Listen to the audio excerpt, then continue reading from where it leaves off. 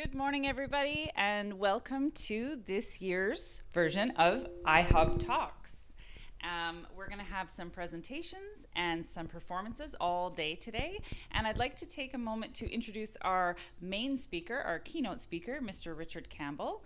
He has been doing presentations on STEAM-related topics in School District 43 for many years. Yeah, many years for lots of groups of different students. In fact, I think there might be one or two students in here that have seen him before. And he's put together some amazing topics to present to you today. So I'm just going to quickly, roughly go over what the schedule is going to look like, and then I'm going to hand it off to him to get started on our first presentation. So today's schedule, we're going to start with overpopulation and food sustainability. That's the first presentation. And then we're going to have at 9:45 a student presentation from Maiya. Then Mr. Campbell will come up with his second presentation, which is about climate change and alternative energy. We'll take a short break at that time.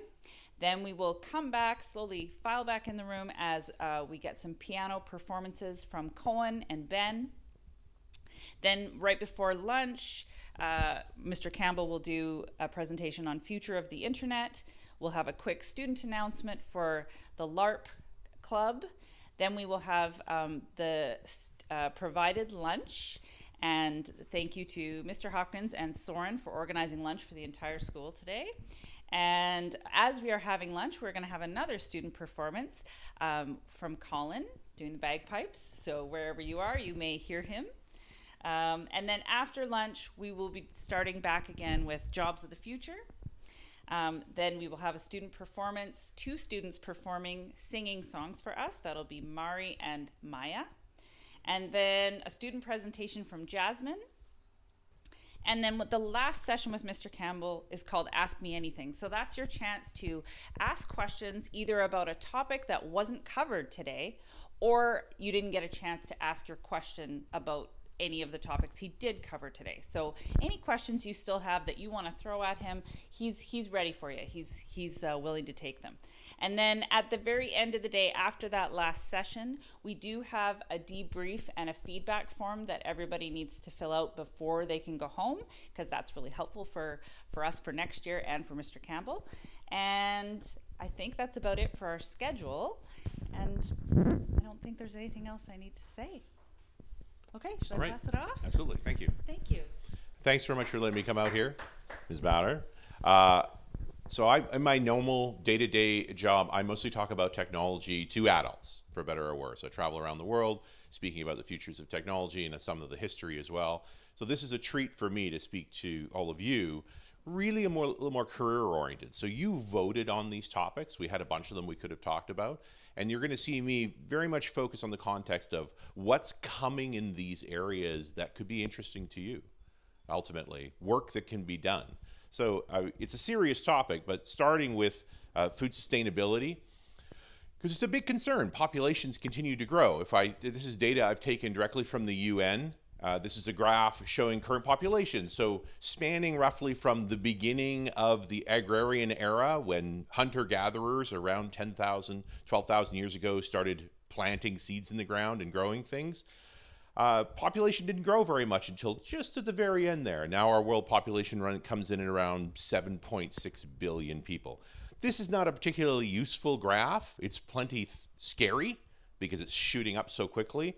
A more useful graph is to actually get a derivative of that. So to say, not only how many people are there, but how quickly is it growing? And so from the same data set, we switched to a world population growth graph. It's projecting out to 2100. So the dark green has happened, light green is projecting into the future.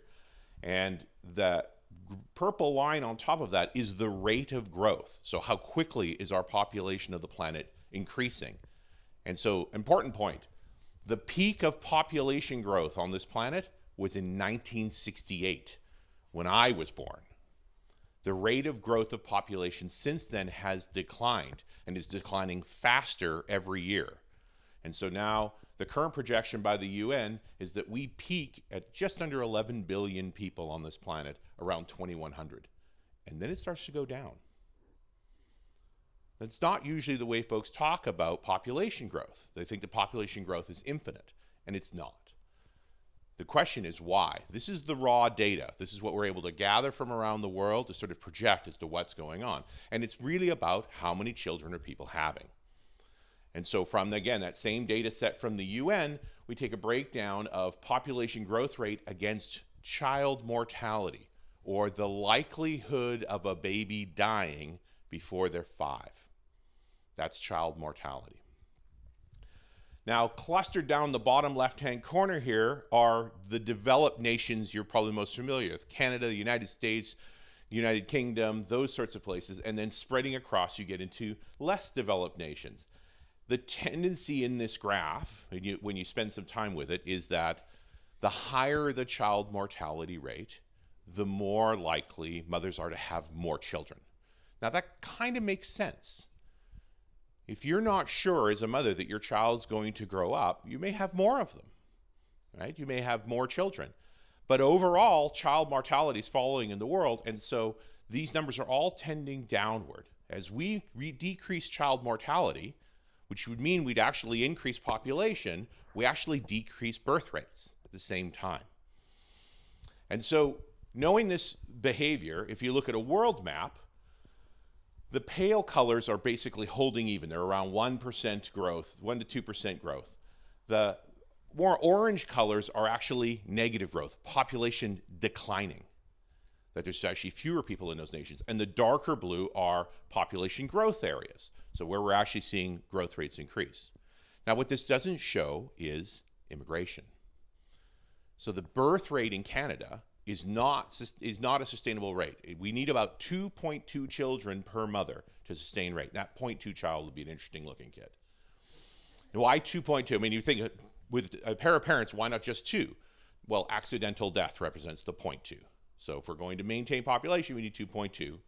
And in reality, we have less than that. We have about 1.6, 1.7. It is made up by immigration. And so only some nations on this map are very immigrant oriented. Canada, the United States, Australia, they're very pro-immigration, and so they're sustaining their populations that way. Other nations have a tougher time with immigration. They're not well suited for it for a variety of reasons, and you can explore into that. The most critical case in all of these actually be Japan. Japan has not only a very low birth rate, but a very low immigration rate, to the point where there's a serious concern that the Japanese population will sustain itself over time. Again, these are unusual numbers until you actually drill into them and start to say, well, why? Why are all these things going on? Now, the biggest force acting on this, and I've already said it, is the mother. That as mothers get more educated about the key things to reducing infant mortality or keeping their children alive, they ultimately have fewer children. So what are the key things they need to know? Clean water. It's the number one thing, actually. The biggest hazard in child mortality is polluted, damaged water. Cholera and other diseases that come from contaminated water are what kills. And so knowing how to get clean water is the main skill you need. Now, in many parts of the world, that's something a whole community does, right? We don't spend a lot of time thinking about clean water because a century ago, we built dams up in our mountains to store water for us to drink. And we protect the land around that, and we maintain monitoring all that water. We have experts whose job it is to keep our water quality high so that our water that comes from our taps, anytime we need it, is safe, right? That's what, when we talk about developed nations versus underdeveloped nations, that's one of the key things we're talking about. Do we have safe water supplies? And in many parts of the world, we don't, and it contributes to infant mortality. Quality food. Again, here in the developed world, we think nothing of this. Our grocery stores are stocked with an amazing array of food, arguably too much. And in other parts of the world, that's not true. Getting a full range of nutritious food is challenging. One of the challenges, for instance, in less developed parts of Southeast Asia is an availability of vitamin A, and it actually increases infant mortality there. That most of the foods they have a limited amount of available vitamin A, and so now there's an effort throughout the world to create food products that would increase availability of vitamin A in those parts of the world. And finally, vaccinations. So vaccinations are the last factor. Only in the past about 100 years have we developed vaccinations to protect childhood disease. 50 or 60 years ago, we had a huge initiative in the Western world to make sure that children were vaccinated against childhood disease. Before that, it was normal every school year for schools to be closed for diseases like measles and polio and mumps. And you would know someone who had died of it.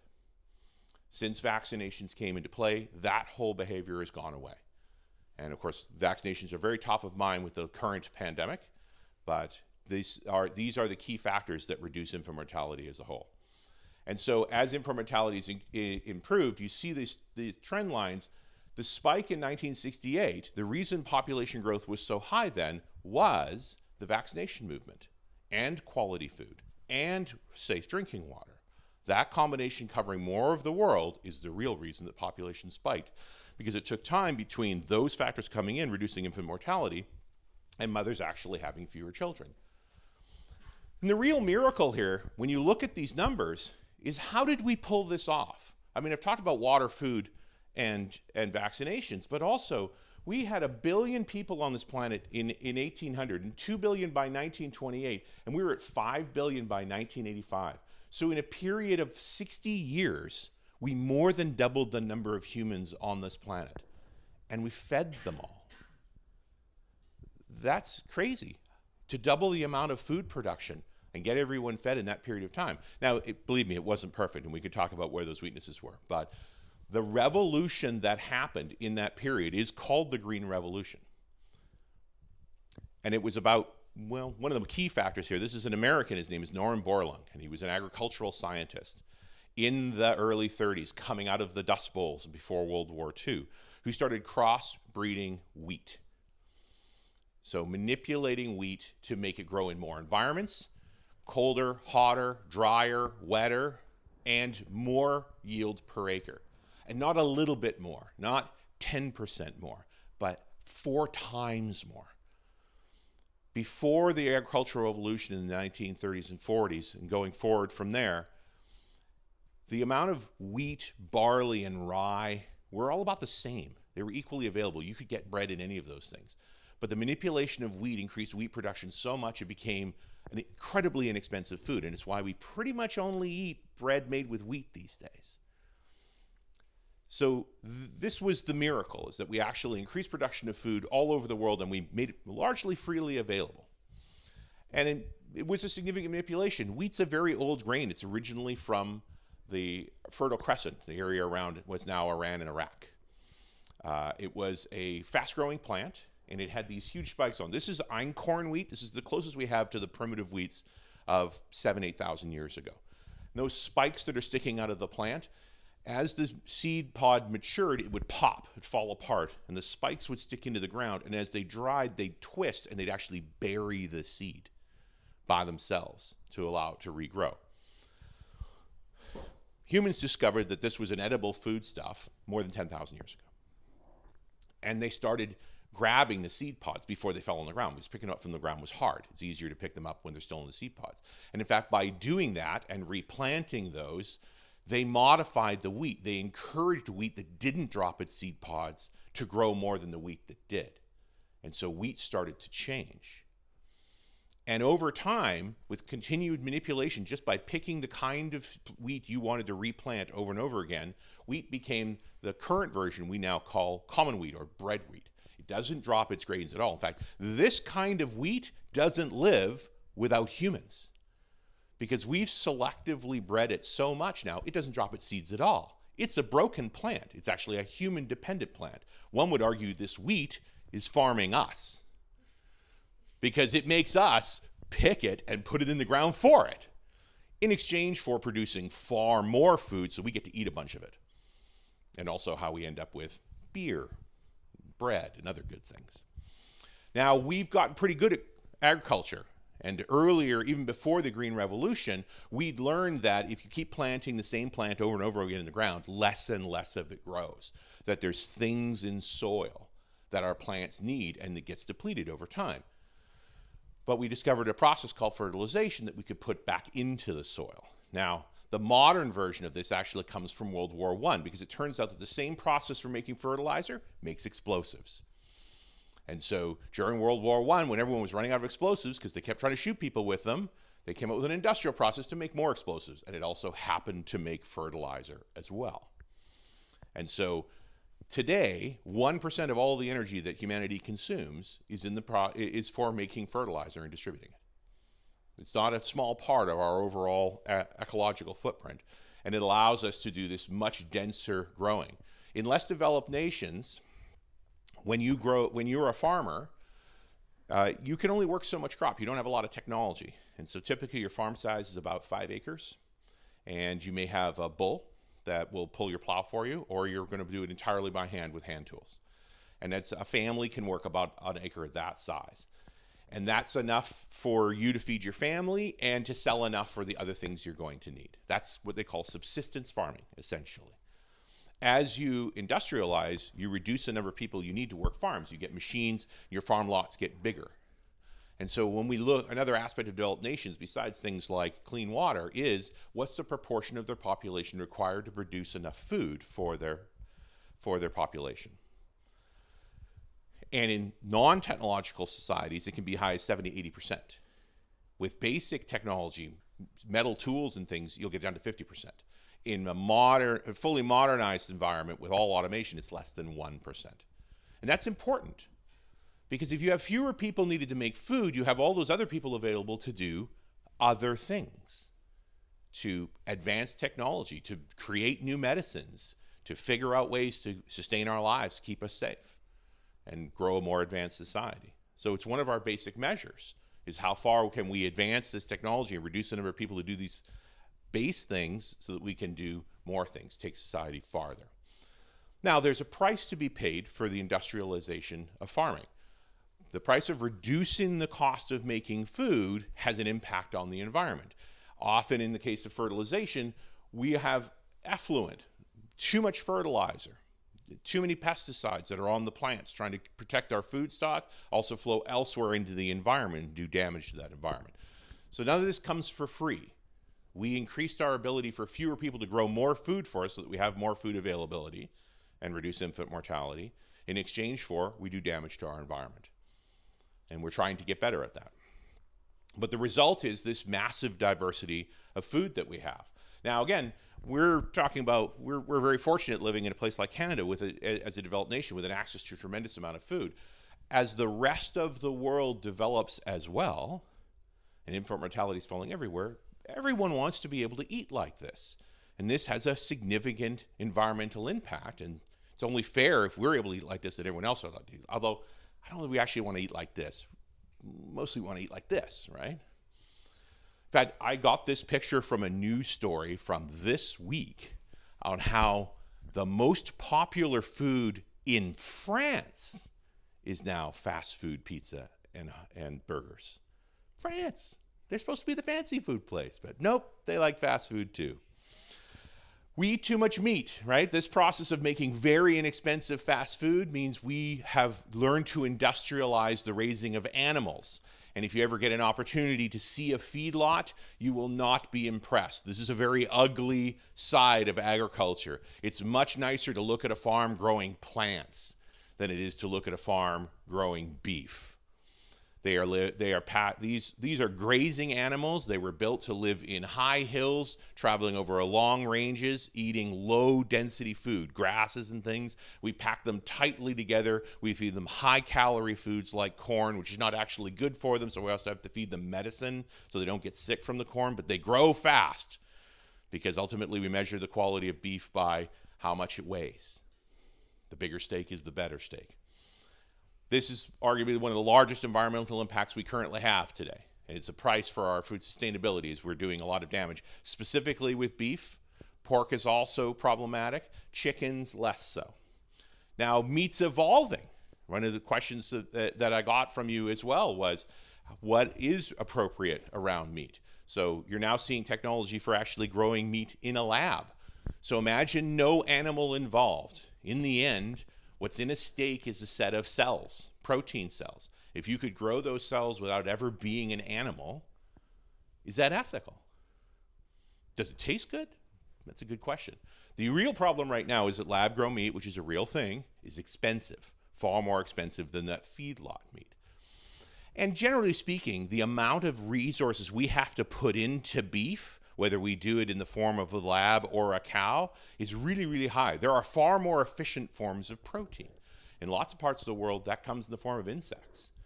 If we really wanted to be able to feed people efficiently with a minimal impact and make sure everyone had plenty of protein, crickets are a good way to go. In fact, today, you can find cricket flour on the shelves. Very high in protein, makes interesting bread. Or give up meat entirely. Vegetarianism is an ancient practice. On the Indian subcontinent, there are populations that have been vegetarian for millennia. It's one of the reasons their food's so complex. They have so many ingredients, so many different spices, is that they've been doing it for so very long. So vegetarianism is, humans are perfectly capable of eating that way. It just can't be grilled cheese sandwiches all the time. Right? Real vegetarianism has a large array of food that you may or may not be familiar with. And if you look at traditional Indian foods, you'll see their sources of protein and so forth, mostly in the form of pulses and lentils and those kinds of things. They're essential to a healthy diet when you're eating vegetarian. Now, that's different from veganism. Veganism is more of a political choice or a personal choice to minimize the psychological impact of your food consumption, that you feel that there should be no suffering in the creation of your food. Now, that's an interesting line as to what's suffering and what isn't, right? Whether a fish feels pain versus a pig versus a cricket, or that taking honey from bees is, damaging. You have to make those assessments yourself. I have a vegan wife. We get along just fine. We eat different food.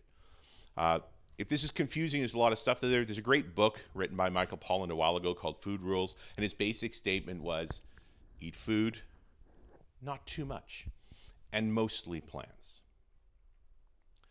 The Western diet has so much availability for really inexpensive meat that it's easy to go get a hamburger, and you're probably eating more than you need. Now, you're all pretty young. You can eat a lot. I should eat less. We're also modernizing farming. Farming continues to evolve. So this is a process of growing tomatoes without soil. This is done in Abu Dhabi, which is a desert, very strong, heavy desert environment where they don't have a lot of soil in the first place. So they're doing what's called vertical farming.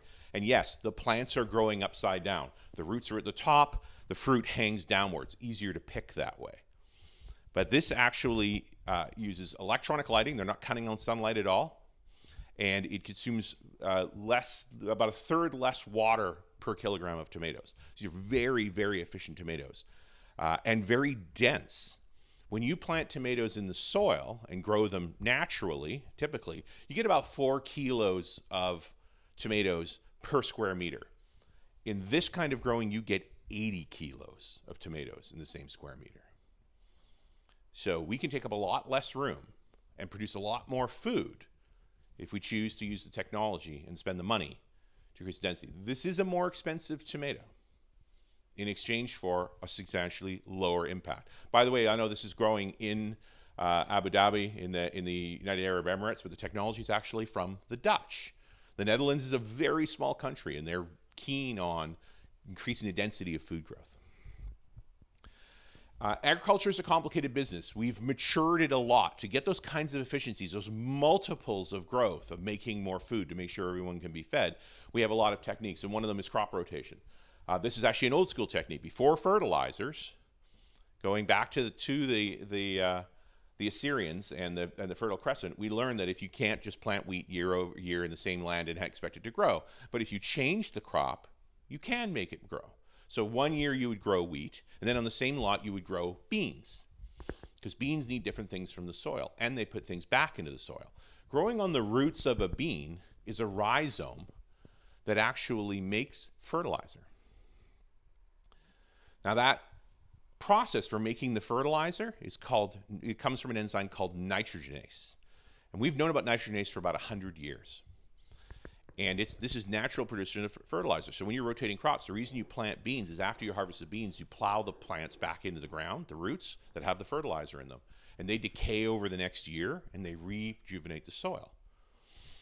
We're trying to learn how to make our own nitrogenase to be able to do these compounds ourselves. The computational problem is so difficult that it's actually going to need a quantum computer to solve it. So you may have seen quantum computers in the news, and I know it was one of the topics that was asked for. Is can we talk a little bit about quantum computers? Quantum computers are real. They're in their early stages. They're relatively primitive right now. But one of the first problems they should be able to take on is this nitrogenase problem. It's a computational problem that needs 2 to the 170th simultaneous computations, which is actually more atoms there are on a planet. If we were going to use high-powered conventional computers to solve it, it would take hundreds of thousands of years. Right now, the top-of-the-line quantum computers come in at about 100 qubits. We need about 300 qubits to take on the nitrogenase problem. It should solve it in about an hour. We're likely to see that quantum computer in the next 10 years and start nailing down this class of problem and a number of other quantum chemistry problems. So chemistry is evolving. This was another topic that folks are asking for. And one of the aspects of is using quantum computers to do very complex quantum interactions in chemistry that'll create a whole new line of work. This technology and the work that it generates, these are going to be jobs in the future, in the next 10 years. This is work you could be doing. Solving the nitrogenase problem, understanding superconductors, improving batteries, making new compounds for medicines. They're all based around this technology. Farming continues to modernize. Drones on the farm are becoming normal. The approach to reducing effluent and the effects that it has on the soil is by emitting less. So these drones now are actually studying plants in your farm individually and administering only the treatments that it needs for that given plant. So instead of using large tractors and spraying everything, you're literally only giving exactly the fertilizer and compounds that each plant needs. So you maximize yield, minimize impact. This current generation technology, there's far better stuff coming. For that, I'm going to stop. If there's any questions, you can throw up a hand and we'll take it that way, or happy to go to the mic. Right in the back there.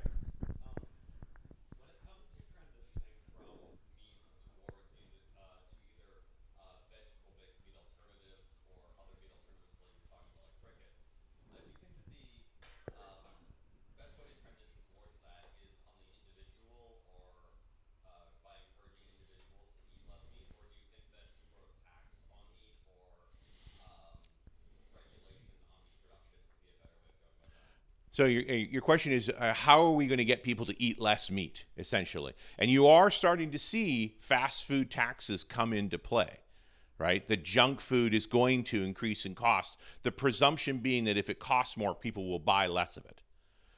And by the way, that has worked for cigarettes, right? The cost of manufacturing cigarettes is pretty low compared to the price it is, which is very heavily taxed. But I would also say the campaign around cigarettes had a significant impact on the decrease of cigarettes as well. And it's the same for fast food, is we're starting to culturally say, this stuff's bad for us and we should have less of it. We're more likely to move those things.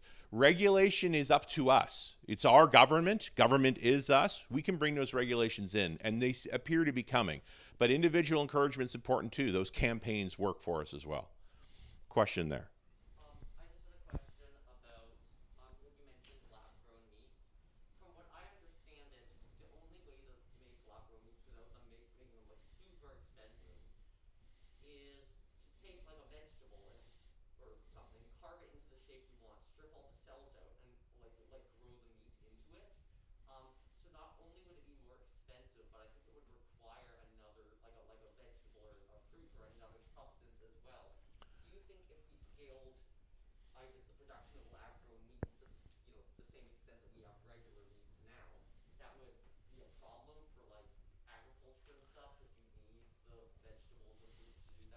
Sure. I mean, let's talk a little bit about the process of growing lab-grown meat. And the thing you were describing where we take a plant and we strip it out is a thing called scaffolding. It's also a technique we use for growing organs, by the way. If you want to grow replacement organs, which we're well on the way to doing, you need scaffolding. There's many ways to grow those cells, but you're right, it is expensive. I think lab-grown meat's always going to be is likely to be a novelty. It's hard to scale substantially, and there are way better ways to get protein. So as we sort of open our minds up to all of that, that's going to change. But giving options is important. It helps people think differently. Right on the side there. I'm going to interrupt. We're not going to have time to take everyone's questions for this session because we have to move on to the next session. But everyone that has their hands up, and even some of you that don't, keep those questions in your head. Bring them back to the last session of the day, which is called Ask Me Anything. And we need to take this moment to give Mr.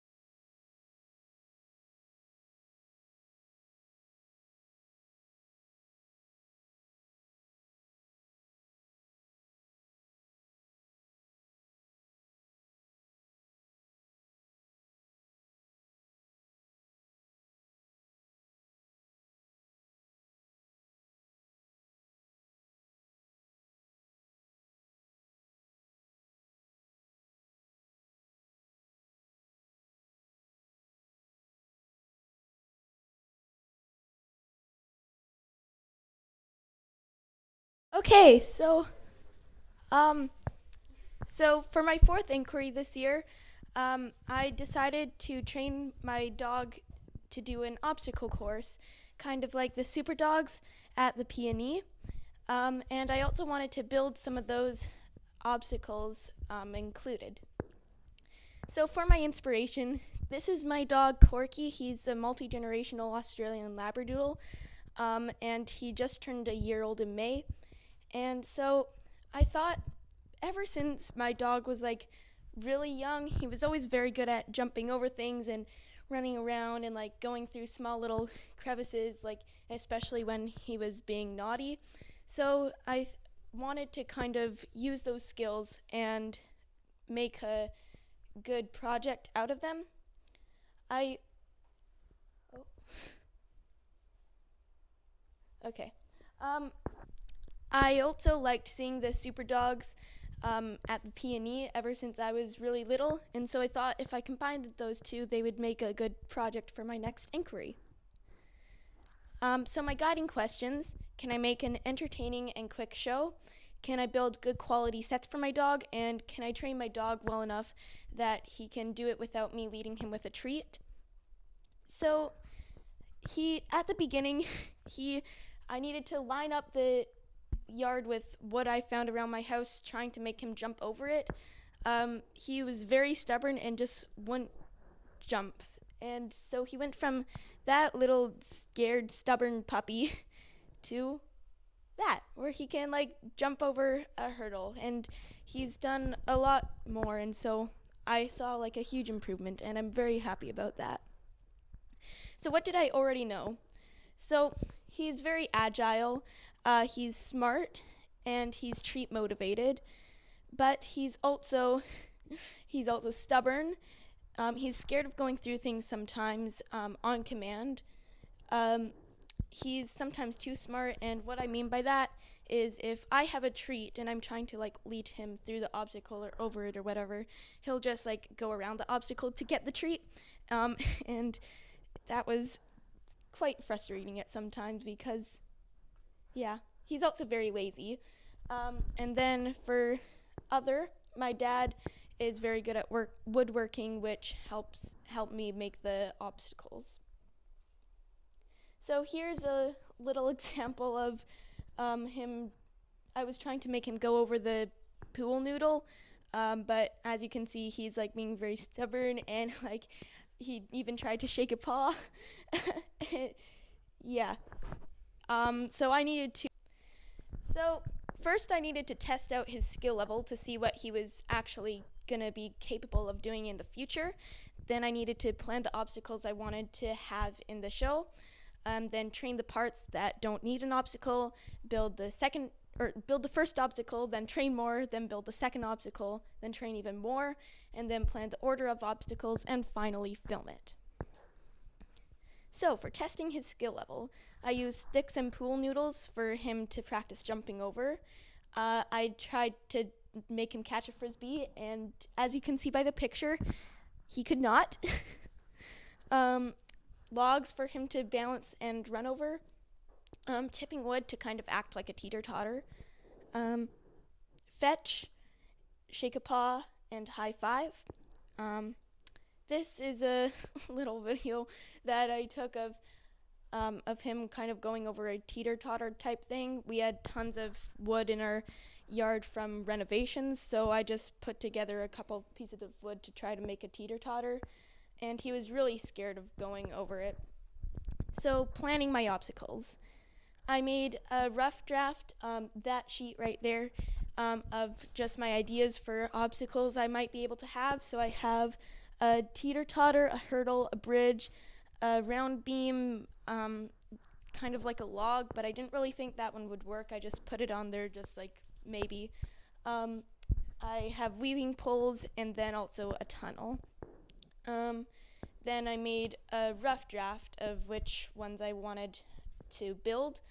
So I made the rough draft for the hurdle, the bridge, and the teeter-totter, and then planning out which ones to buy. So I ended up buying the tunnel and the weaving poles. I bought a hurdle but I'll explain about the hurdle later. And then I made the good sketches of the obstacles, and yeah. So, training without the obstacles. So, I needed to make him catch a frisbee, go through a hoop, which he was really scared of. It took a very long time to get him to go through a hoop. Shaking a paw, high five, and walk, which is like where he puts his paws up and then walks, and testing on more balance and agility.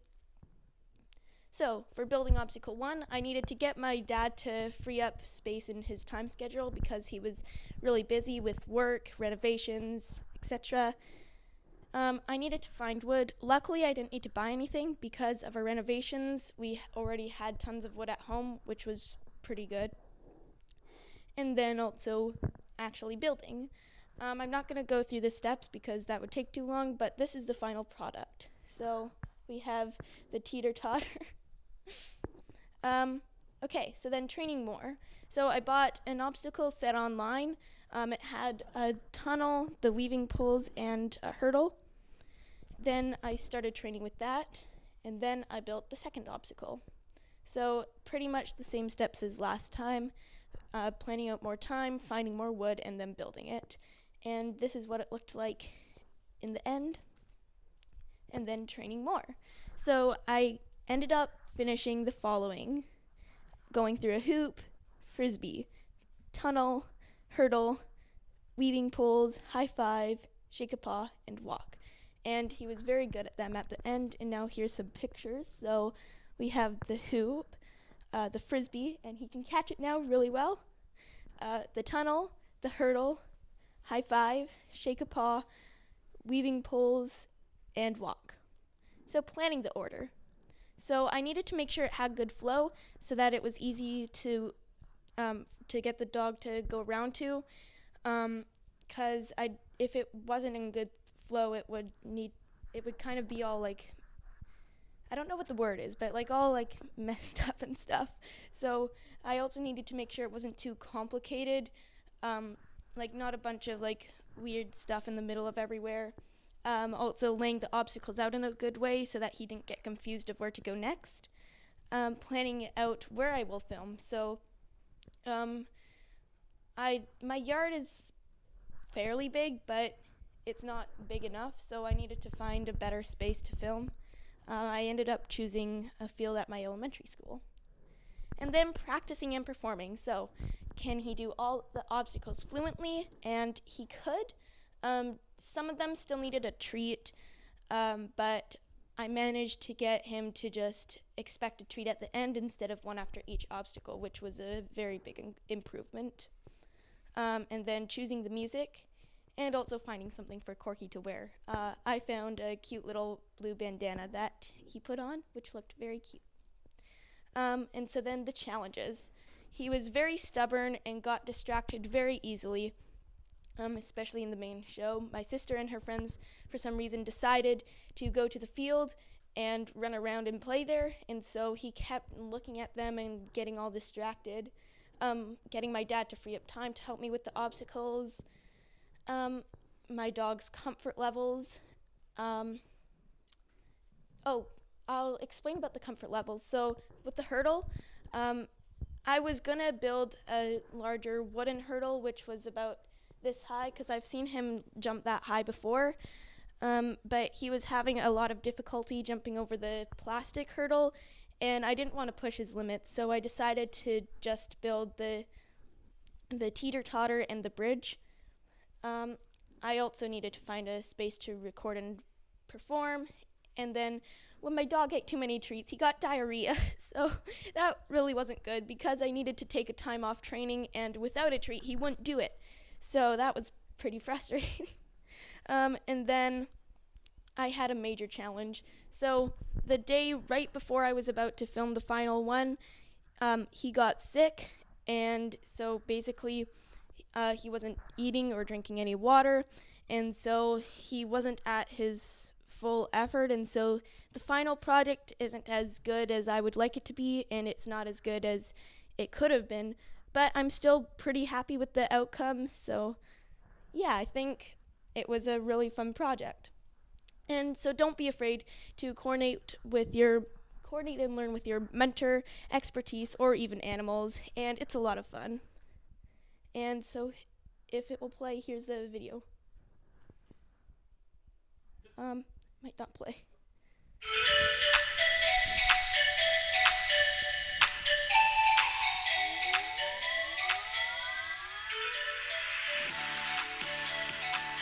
For some of them, I needed to have multiple clips because he wouldn't do it. And for the leaf pulls, he does know how to do them. He was just really lazy because he was sick.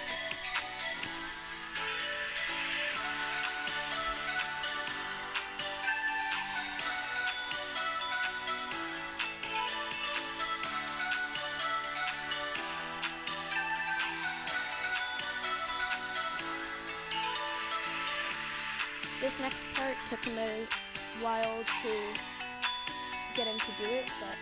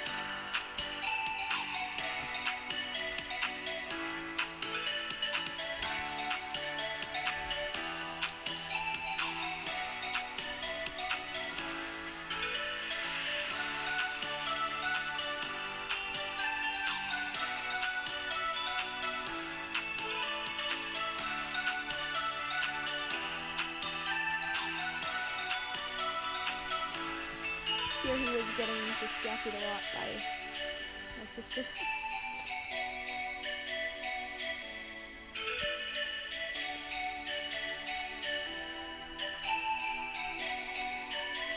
He can do that, by the way.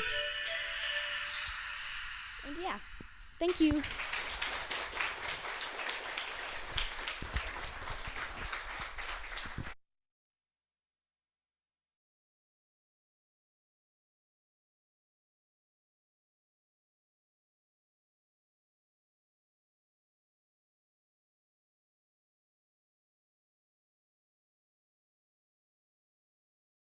Enjoyed seeing your dog. He's very cute. Hopefully, we'll get to see more inquiries from you into animal behavior or woodworking or whatever you want to work on in the future. Out of curiosity, did you get your dog from? Did you adopt your dog from the SPCA or did you get them from a breeder? I got him from a breeder in Salmon Arm.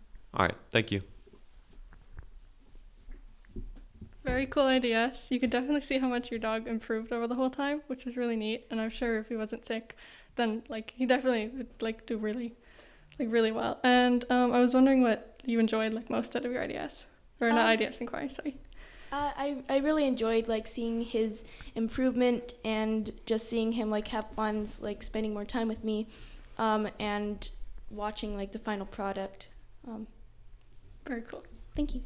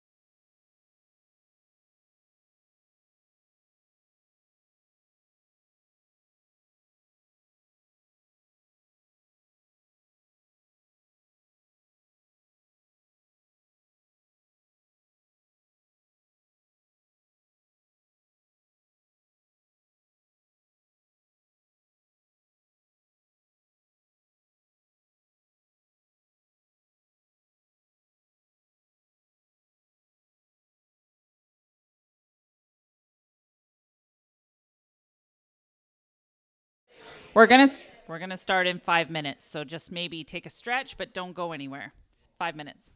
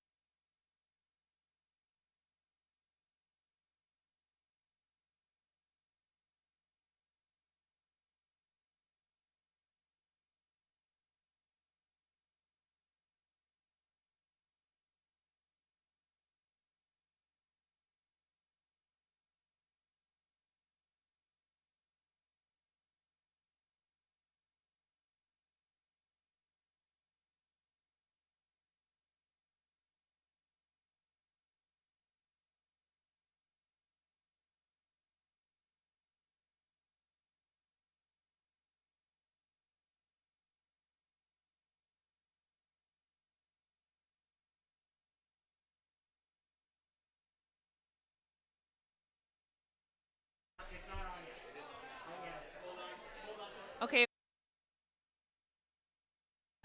Have a seat. Have a seat. Mr. Sarta has an announcement. Sit down. Please, thank you. Just as soon as we went on a short break there, our bandwidth for live streaming dropped significantly. So please make sure that you're not streaming or anything while you're on. It may not even be you, but as soon as we're done, the bandwidth changed. Okay. So is it fine now? Yeah, it's not through the live dashboard.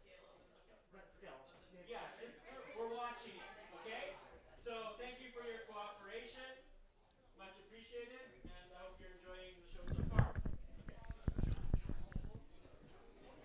Shall we dive into climate change?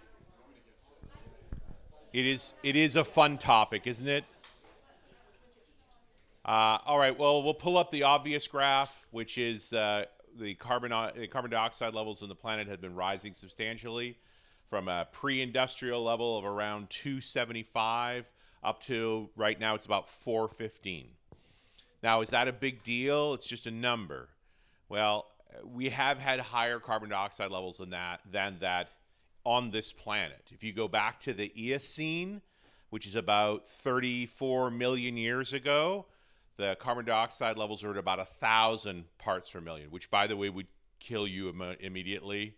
It was really good for plants. There were no ice caps, and Antarctica was green, and things were very flooded. You know, lots more water everywhere. If we scale that in a little bit and just say, okay, well, 35 million years is a little bit too long ago. Let's talk about in the time span of humanity. So the current estimates for the first skeletons of Homo sapiens ever found about 300,000 years ago. And we have had fluctuations in the carbon dioxide level. We figured this out by doing sampling of ice cores, where we have little pockets of gas that are of the appropriate age.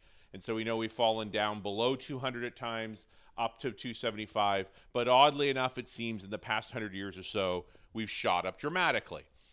Now, this sort of correlates, the number starts to rise around 1850, which is about the time that we started extracting coal from the ground. At the time when coal was first discovered and found to be a useful power source, it was called the savior of the forests. Because before that, we burned trees for heat and power, right? So coal was this thing that wasn't a tree, that was a breakthrough. Later, we discovered oil, and around 1900, we started using oil, and it's got its consequences as well in the refined products into automobiles. The emissions from petrochemical-based vehicles, so not just cars, heavy trucks, diesel, shipping, and so forth, represent a substantial proportion of the carbon we're currently emitting into the environment. It's not the only proportion. And there was one of the subjects that was asked about was the environmental impact of electric cars. And yes, there is an environmental impact to electric cars. There's an environmental impact to anything we manufacture. We have to pay attention to its entire life cycle, what we have to do to put it together, what we do when we're done with it, and how much it emits while it's being used. But the best math we have shows that the electric car in its total life cycle creates less carbon in the environment than a gasoline-powered car. They're making batteries has its issues, but that's part of the equation, and overall it works out pretty well. The bottom line is, the larger units of consumption that we have for carbon, if we use big machines that produce carbon, we can generally do it more efficiently than small machines. So gasoline engines in cars inevitably emit more emissions than a gas power plant to provide that electricity. And ultimately, if we provide electricity via wind and other renewable process for electric vehicles, their emissions are dramatically lower still. But there is a carbon footprint for making any kind of car. But all in all, electric cars come out more efficient. But it doesn't address the core issue, which is that when we add a lot of carbon to the environment, we're bumping up our extreme temperatures. The hottest temperature on record for human civilization was 2020. Second one was 2016. Now, what does this mean? Well, it has serious consequences, and the serious consequence comes in the form of what we're now emitting is environmental refugees. So we're about 1 degree up from pre-industrial times. We feel at 2 degrees we'll be in serious trouble. That's when we get into this dangerous climate change. But we're already having dangerous issues. If you look at many of the conflict zones that are going on in the world, places like the Rohingya, started as an environmental issue, a crop failure. When food became restricted, there were folks that decided to blame the other guy, and the Rohingya ended up being the victim of that.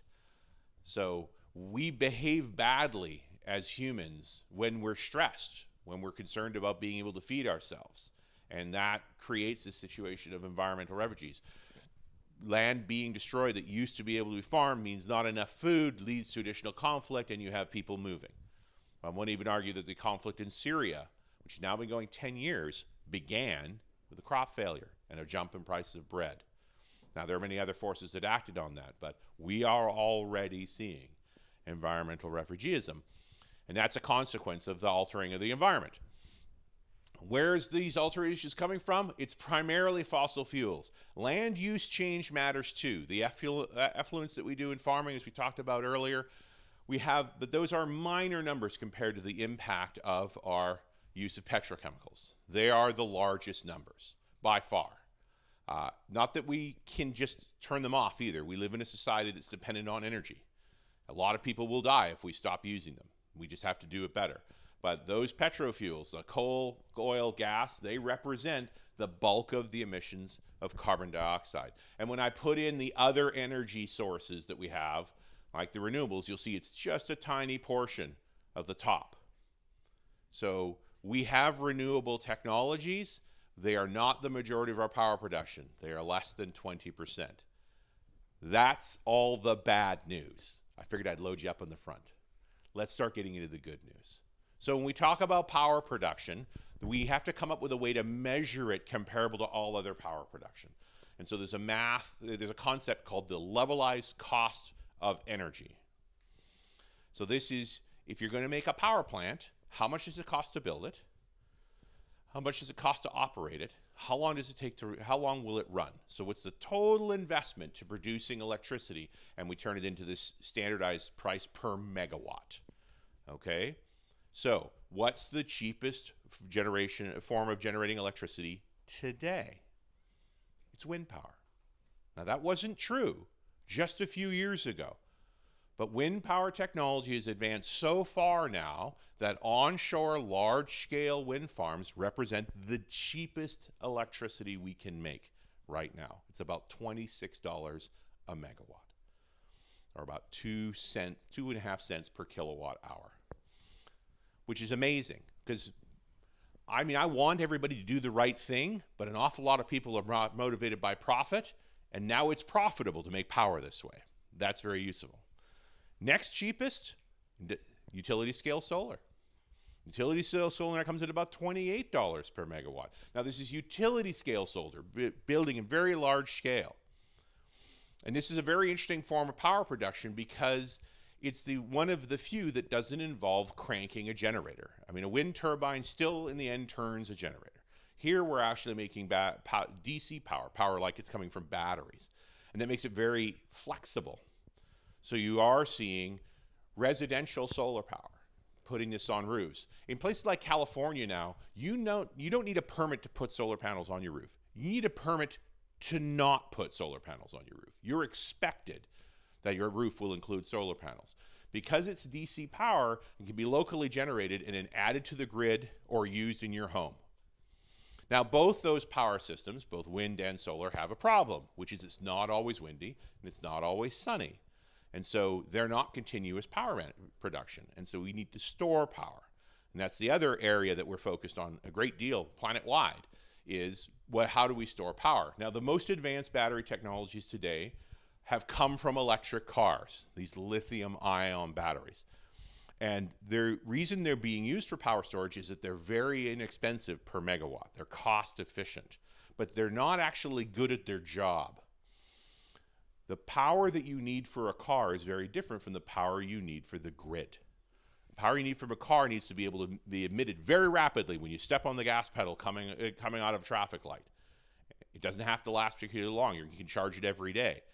Here, when we do grid kind power, we have problems. So lithium-ion batteries, the kind of batteries that are coming out of electric cars that are being used in this way, they typically only run for about 6 hours, which is not enough to go overnight. So they're typically used as peak power consumption. We don't consume the same amount of power all day long. There are low times and high times.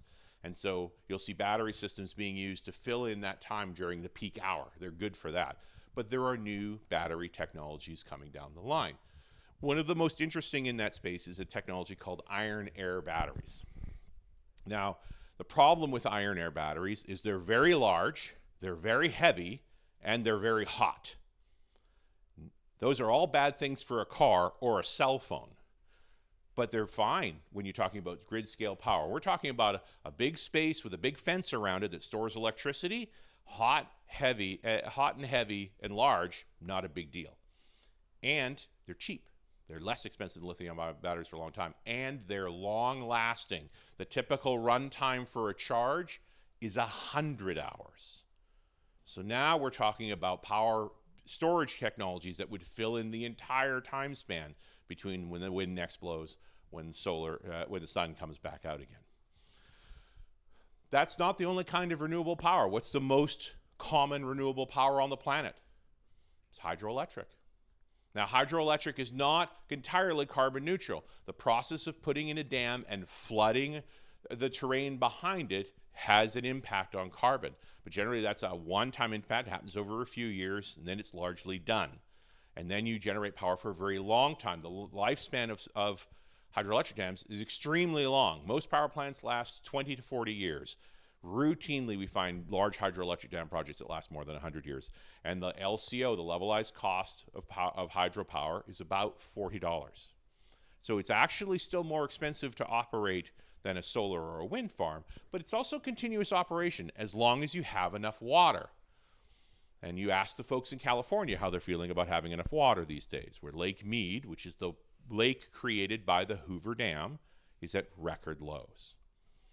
So climate change is impacting renewable energy in the sense that it's affecting the amount of water that's available for certain things. Another renewable energy source that's not well known is geothermal power. So geothermal power is piping water under the ground till you get to the point where it's hot, and it flashes that water to steam, and it comes back out of the ground and it spins a turbine. Cool. There's good points and bad points about geothermal. It's not very popular for a reason. The big one is sometimes when you fire the water down, it causes a minor earthquake. You're shocking very hot rocks with cold water, and we're not always sure exactly what's going to happen when we do that. The longer the pipe is that we have to drill down in the ground to get hot enough to make that steam system work, the more expensive the system is, and it can break at any time. Where you see geothermal power popular is in highly volcanic areas. So Iceland, North Island, New Zealand, Hawaii. They use geothermal power because they've got hot rocks nearby that makes it relatively easy for them to run and relatively inexpensive to manufacture. That being said, the LCO of geothermal is about $50 to $60 per megawatt. So still more expensive than solar and wind. But when it works, it's 24 hours a day with no emissions. You're taking the same water, you flash that water to steam, you spin a turbine with it, you cool it down, and you pump it back down again. You'd think British Columbia would be a good spot for this. The problem is that we're on a subductive fold. This is geology. And so the hot rocks are actually a long way down for us. It's not a good spot for it. But we got hydropower, so we're lucky. We don't have to worry about that too much. The most efficient and most cost-effective of the petrochemical-based power plants are the modern gas combined cycle power plants. So these are using natural gas. They have the lowest emissions of their category. They still have emissions. You're still burning gas, but they burn it very efficiently. The big box on the right is actually the air intake. It comes into a turbine here. That's where the gas is added and burned, and that spinning turbine then is part of generating the electricity, but it also, the heat that it emits flashes to steam, which is then captured in another steam turbine over here that also generates electricity. So they really try and extract every bit of energy they can from that gas. These plants are inexpensive. They are small. They run 24 hours a day, and they're relatively efficient. That's why they're popular. They come in at about $45 a megawatt. So cheaper than geothermal, not as cheap as solar and wind. And that's why where you find folks that aren't using renewables, these are the kinds of plants they're building. They are relatively efficient. Given the choice between that and coal, you'd much rather this, but you'd still rather a renewable technology. Coal power plants now are expensive to operate.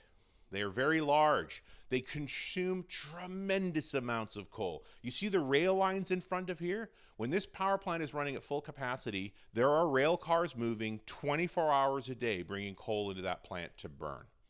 It's nonstop. The least expensive coal power plants run at about $65 per megawatt. They get well over $150. It is no longer economically viable to build new coal power plants purely from a cost perspective. But power plants aren't always built from a cost perspective. One of the reasons China continues to build coal power plants is that China has coal. If you don't have a large supply of natural gas combined cycle plants aren't as attractive. You have to buy it on the open market, it's more expensive. But if you have your own supply, it's pretty tempting. The two largest suppliers of coal in the world are, they pull out the most, China and the United States. They are the Saudi Arabias of coal, for better or worse. And then there's nuclear. Now, Nuclear technology has problems. The main thing to know about nuclear power is that its original development was very much focused on the arms race, and traditional light water nuclear reactors, one of the reasons that particular design was implemented is that it helped produce plutonium for weapons. That's no longer particularly interesting for most folks, but this is the mature technology. It's the least expensive way to do nuclear, and it's a relatively tricky way to do nuclear. And so it tends to be expensive. Because every reactor is unique and bespoke and has to be tested and designed for its location, the power costs are high, about $130 a megawatt. You don't see a lot of new nuclear being built today. But the move away from that style of nuclear is becoming important because the emissions on this are essentially zero. No carbon is emitted by a nuclear power plant. You do have to deal with the waste, but there are many options for doing that. And the amount of waste produced by a nuclear power plant is minuscule to the amount of waste that's produced by a coal power plant. So I've talked about power plants that exist today and are in operation. Let's get a little more speculative, the power plants that are coming down the line. And one of them is fission power plants, or what they call small modular nuclear power plants. So small as in that power plant piece that fits on the back of a semi-trailer truck. Now, why is this important? Instead of building a unique power plant in a unique location, you build these in a factory where it's far safer, far more cost effective, more effective for testing, and you can build a lot of them. They're small enough that they can't melt down. One of the problems you have with reactors overheating is to make them large enough to be efficient for making power. When they run out of control, they will destroy their own fuel and damage their containment. This is what's happened to Fukushima. This is what happened to 3 Mile Island. This is what happened in Chernobyl. These small reactors are similar to the kinds that are used in aircraft carriers and submarines. They're about 60 megawatts each, and so they cool down by themselves. They're passively cooled down. They're called walk-away safe. This technology still needs some maturing, and money is being spent to mature it. The advantage of nuclear is it's almost entirely underground. These power plants typically run for 2 years with no work at all. And at 2 years, they need to be refueled. And the normal strategy would be that a crane comes in, lifts that entire assembly out. It's put onto a truck and shipped away to be reprocessed, and a new one is put into place. The waste levels for this style of plant are very low, but they are not in production yet. They're close. This is a job. This is a career coming up in the next decade for building and operating small modular nuclear, especially when you talk about people living further away from the equator. When you talk about the far north of Canada, where solar is really not practical, wind doesn't survive the environment. This is one of the few carbon neutral power systems that would work there extremely well. Nuclear power both produces electricity and thermal. There's enough heat that comes from this you can actually make steam and use it for heating. And I'd be remiss if I didn't talk a little bit about fusion. It was a requested subject as well. Fusion is farther away. We've been working on nuclear fusion for a long time. It is a very hard problem. So the nuclear reactors we know about, the fission reactors, are taking very heavy elements like uranium and splitting them apart. That's fission, and that creates heat that boils water that spins a turbine. Most power is made that way. You burn coal, you boil water, you spin a turbine. Burn gas, boil water, spin a turbine. We just do this with fission. In fusion, things are different. We're trying to do what the sun does. We're taking very light elements, hydrogen, and we're getting them so hot and under so much pressure that they combine into helium and they emit energy when they do that. Now, the sun does it with gravity because it's big. We don't have that option. We have to do it with cleverness. Magnetic fields. So the typical design of a fusion reactor today is what they call a tokamak. It looks like a donut inside. But if you call it donut, everybody giggles and goes, donuts. Call it a tokamak, sounds really smart. In a tokamak, you are taking hydrogen, you're heating it up so much it becomes a plasma. It's completely ionized. And that means it's magnetic, so you can contain it within magnetic fields. You pump more and more of it in there, and you increase the magnetic field to the point where it hits an energetic level where it actually fuses together, becomes helium, and emits this burst of energy, and typically a neutron. That's cool. Problems. First is, every time we do that, we can actually do it. We can create fusion without a doubt. It takes more energy to cause the fusion than it emits. That's not what I'm looking for in a power plant. Imagine I had to spend more energy burning the coal than the amount of heat the coal let off. You're not looking for that. And so we're still struggling to get to the point where we can actually get more energy from a fusion reaction than we put into it to make it run. So I want this to exist. Theoretically, if we make one of these things work well, the levelized cost of energy for it is still about $40.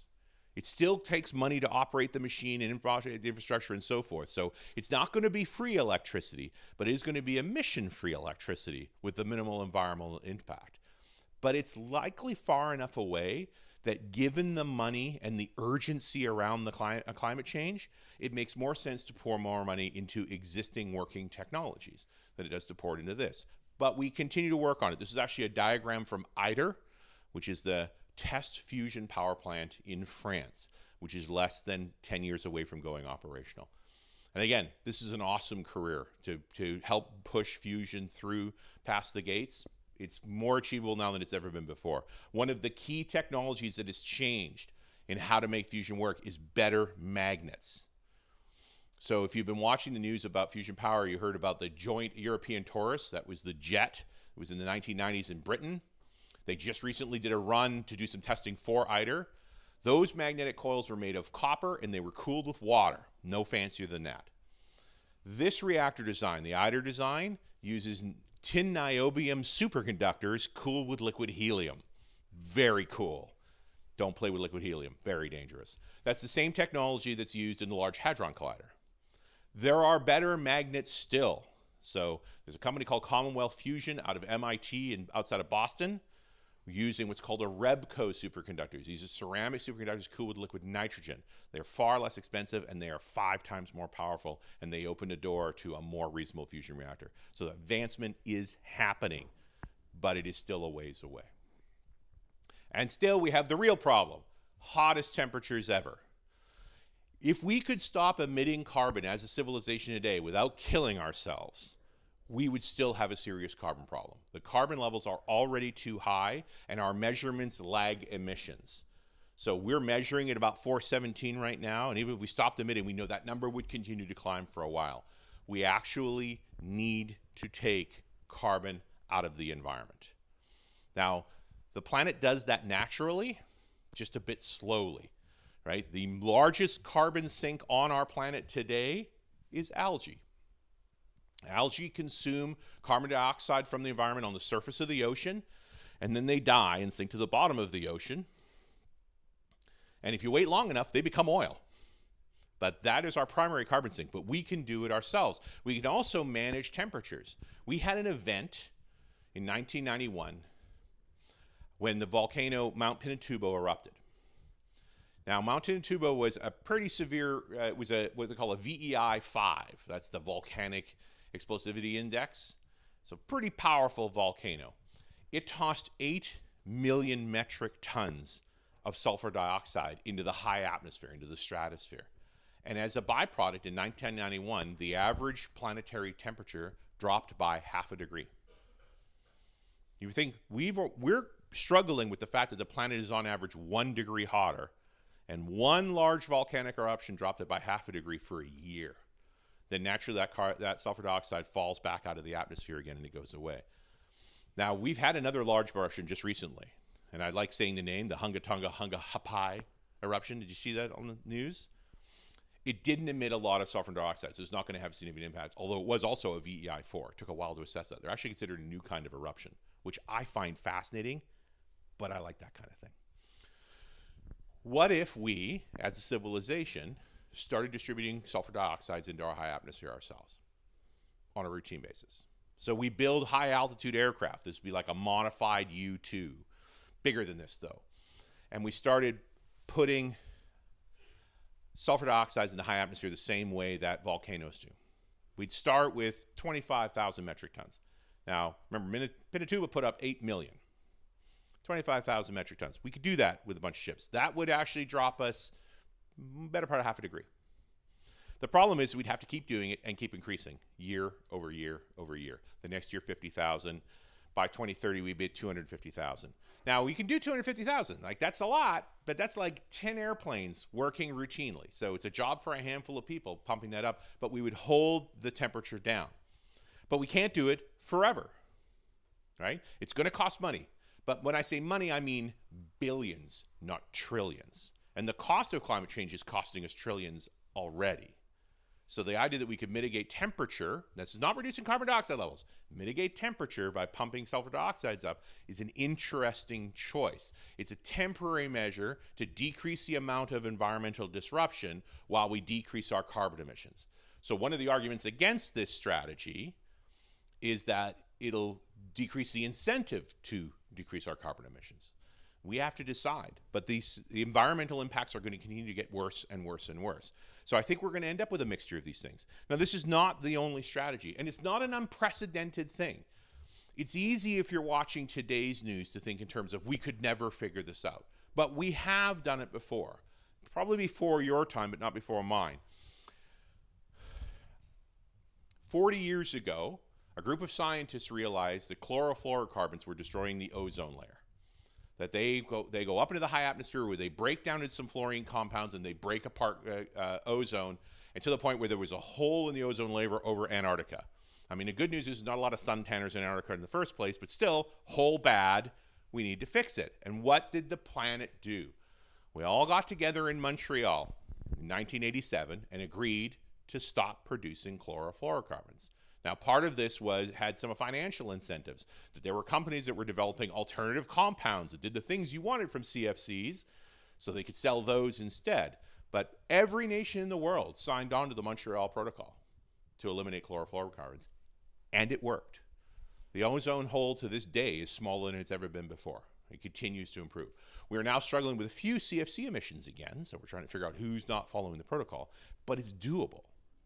Right? In theory, the Paris Accords around climate change were very much the same thing, but we are struggling in a different time and for a different reason because the alternatives are still challenging. But I would argue going down with power generation and so forth in terms of reducing emission of carbon, we're getting the same economic advantages that existed to make the Montreal Protocol work. So we're closer. There are other ways to sequester carbon, right? Mitigating temperature is one thing. The other aspect is, can we take carbon directly out of the atmosphere? And this is actually a mock-up of a prototype that exists in Squamish. This is local to us, right? This is carbon engineering, partially funded by Bill Gates. And what they're doing is sucking carbon dioxide out of the atmosphere. They pump air through those big fans, and they grab the carbon dioxide from it and condense it out. It costs about $250 to pull out a ton of carbon dioxide, which is a bit expensive. We need to get it down into like the $5 range. But with scale, more of these things get more interesting over time.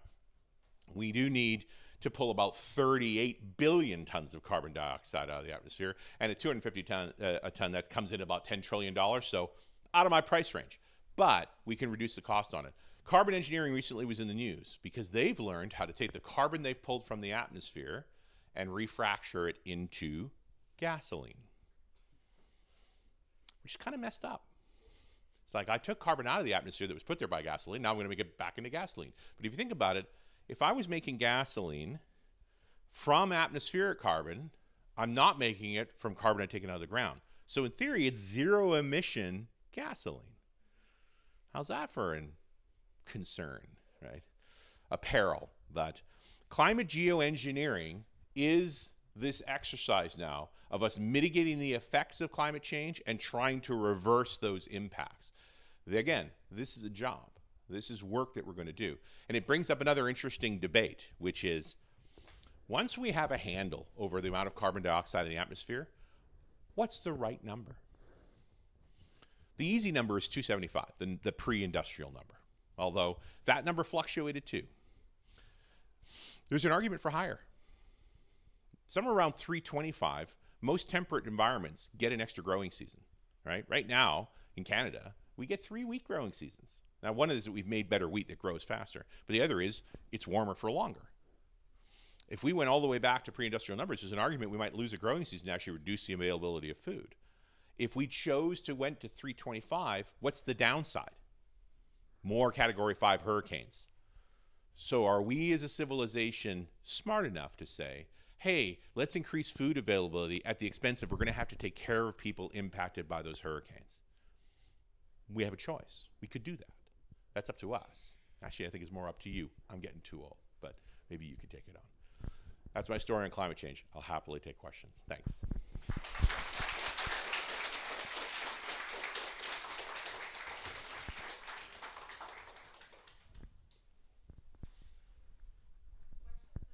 Right there.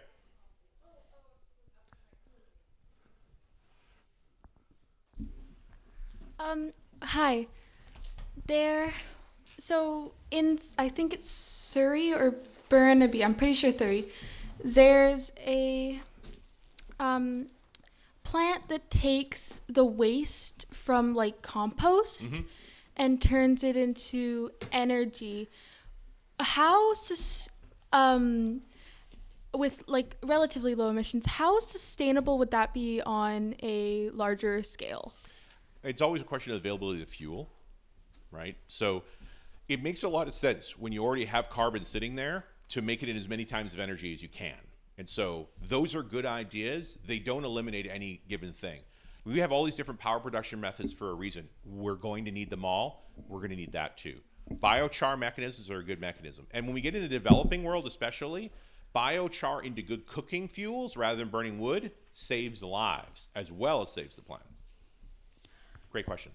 Another question is that with the carbon dioxide harvesting, is there a possible way where you could make that make a cost-efficient option where you can try to almost split apart that molecule so you can harvest out the carbon and use that for making things like carbon fiber reinforcements, which is actually very helpful in like construction and equipment making because it helps make some metals stronger and more durable. Absolutely. And then in addition, pull apart the oxygen.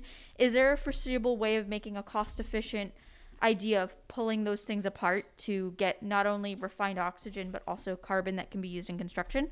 Yes. There's a problem. I mean, the process of turning carbon monoxide into carbon and oxygen is very energy intensive for now. There's an idea that we might find a catalytic reaction going back to quantum chemistry that might be able to do that very efficiently. Right now, we extract graphite for the ground for carbon to be used in carbon fiber and nanotubes and all those sorts of things. And that's energy intensive as well. So the question is, when do those two equations balance? So we should be able to get there, not solved. Good thing to figure out, though. That's a PhD thesis, finding an energy efficient way to create carbon monoxide into carbon. Do we have an amount of years ballpark for that? Wait till the quantum computers kick in. So the next 10 years, that will be our best shot for that, but it's pretty speculative. You know, the time horizon for serious environmental damage is the next 30 years, right? So in that 30-year time window are all of these things. It is very hard to speculate over 30 years. I make wild guesses for 10, and people pay me for it. But I'm still making wild guesses. I'm not going to make wild guesses for 30, but it's in there. Got it. Hello. Hi. This is about the some of the generator types. So there is an issue with like wind generators where if you have too many, it slows down the wind to a point that other generators behind them do not work at top efficiency. That is true, and that's where you get into the vertical wind farms that actually are better at distributing air on that. So I was wondering about another type of generation called tidal stream generation, which works under large functions of water. What efficiency and state is it currently at, and how long would it be till something like this would appear? I didn't mention tidal because the numbers are so very low. Okay. There are only a few places where you have flow powerful enough for the turbine style of tidal stream to make sense. And we've put a bunch of those in. The problem is the ocean is remarkably good at destroying stuff. And not wildlife, though. Apparently marine mammals and fish and so forth take one look at those big turbines and they go the other way. So in the places like the Orkneys where they've been testing these kinds of turbines, marine mammal death has been zero. But there's not going to be enough of them. Now, the other kinds of tidals are the low frequency, or what they call the pump-based tidals. So they actually put buoys in the water that are doing one-way pumps of oil on to create pressure that then spin a turbine. Again, the ocean's really good at destroying stuff. So every time they build these experiments, typically a storm sooner or later wrecks it. The sea's tough to manage, but folks are definitely experimenting with it. Will it become a significant, and by significant I'd say a 1%er, because it's like 0.01% now? That's yet to be seen. Where we find good tidal interactions, and we've used a bunch of them, interactions on rivers and so forth. I mean, in theory, we could dam part of the Fraser and manage that flow ourselves. We could do it as a safety strategy to stop flooding going the other way as water levels rise, as well as take advantage of the tidal river to generate electricity. So that's where you see that kind of technology. That's why it's there. It's protecting land, it's controlling water flows, and it makes electricity as a byproduct. But there's not enough of them. All right. Thanks Thank you for so your much. Hi, I had a question about the batteries and stuff that went over with the solar and renewable energy. Yes. And right now, from what the picture looked like and what you described, it looks more like a farm or a type layout, right? How would you be able to incorporate that into urbanization and make it more accessible? Where we put solar powers on roofs, it also makes sense to put small battery packs in that are scaled to the home, and that extends the use of solar. The real goal, when you look at a city as a whole, is to reduce peak power generation. Typically, peak power generation in this part of the world is about 6 o'clock in the evening. That's when everybody comes home from work, dinner's being cooked, dishes being washed, and so forth, right? And so part of that is, could we incentivize people? Could we actually say, hey, rather than loading the dishwasher after dinner and running it immediately, can you run it late at night? Let's make the power less expensive. Or let's make the appliance smart. Rather than actually hitting the button and starting it, you say, these dishes need to be cleaned by morning, and it figures out when to run it. So those are elements to it. Putting the battery packs into your home is also a part of taking you off the grid during peak. Because if I eliminate enough people from peak, I can turn off a power plant, and I'll turn off the dirtiest one first. So we're trying to smooth out our power consumption so we don't have to provision for the highest number, right? We'll reduce that overall. But grid scale is a different problem space, right? Grid scale, we're trying to produce reliable power for people all of the time. Local power production is going to be more and more prevalent, especially for solar.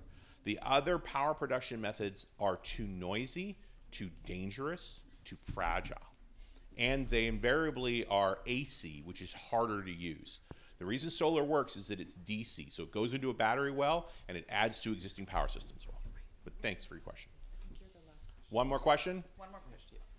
So what are the advantages to using sulfur dioxide rather than something else? Well, for starters, sulfur dioxide is cheap to make. Mm-hmm.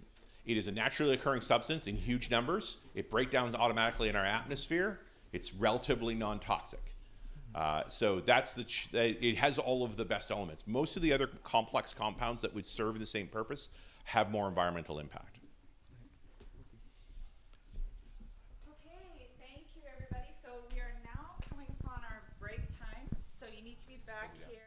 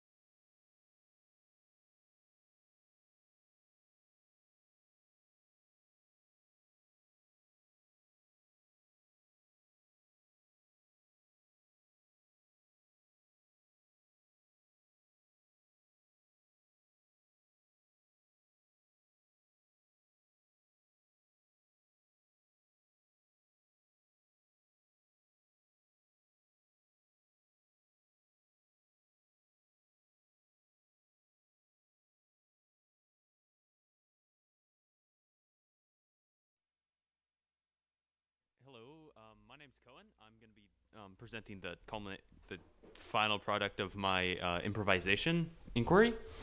So everything you hear now is made up on the spot, and it really only exists right now in this moment. That's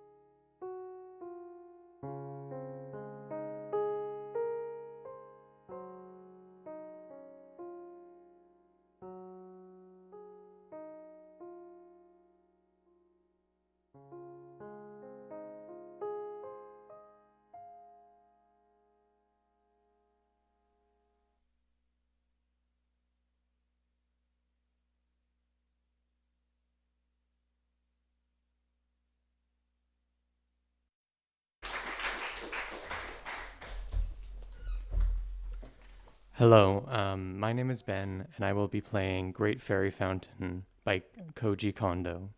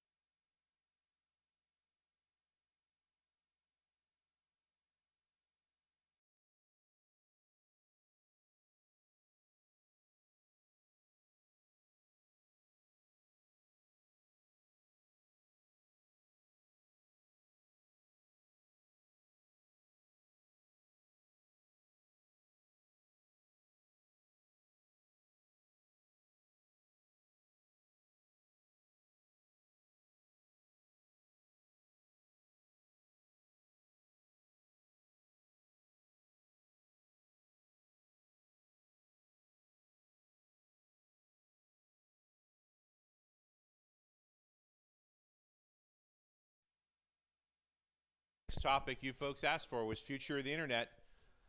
And we all know that predicting the future is hard. So let's try. First off, let's talk about what the internet even is. This is an interesting map. You'd see it's a little animated. This was a bot in 2012 that pinged every IP address on the internet over a period of time and then figured out its location. It's a message, isn't it? How much the internet has permeated our entire planet. That pretty much everywhere you can get some pings. I don't see anything down in Antarctica, but let's not get crazy now. The internet's older than you think. Before it was called internet, it was called ARPANET. The original implementations are from the 1970s. It was a military networking system designed to survive nuclear war by being decentralized. There's no single point of control of it, could route around damage. It then involved these primarily.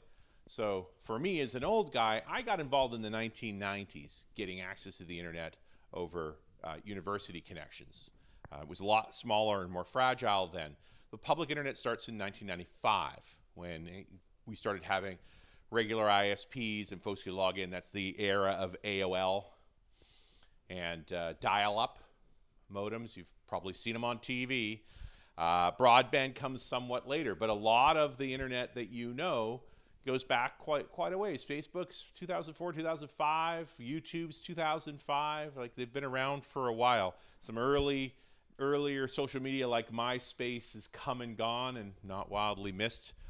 Of course, we talk about the latest significant space maybe for you would be TikTok, 2016, you know, somewhat newer.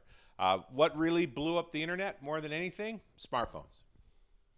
So there had been cell phones around since the 90s.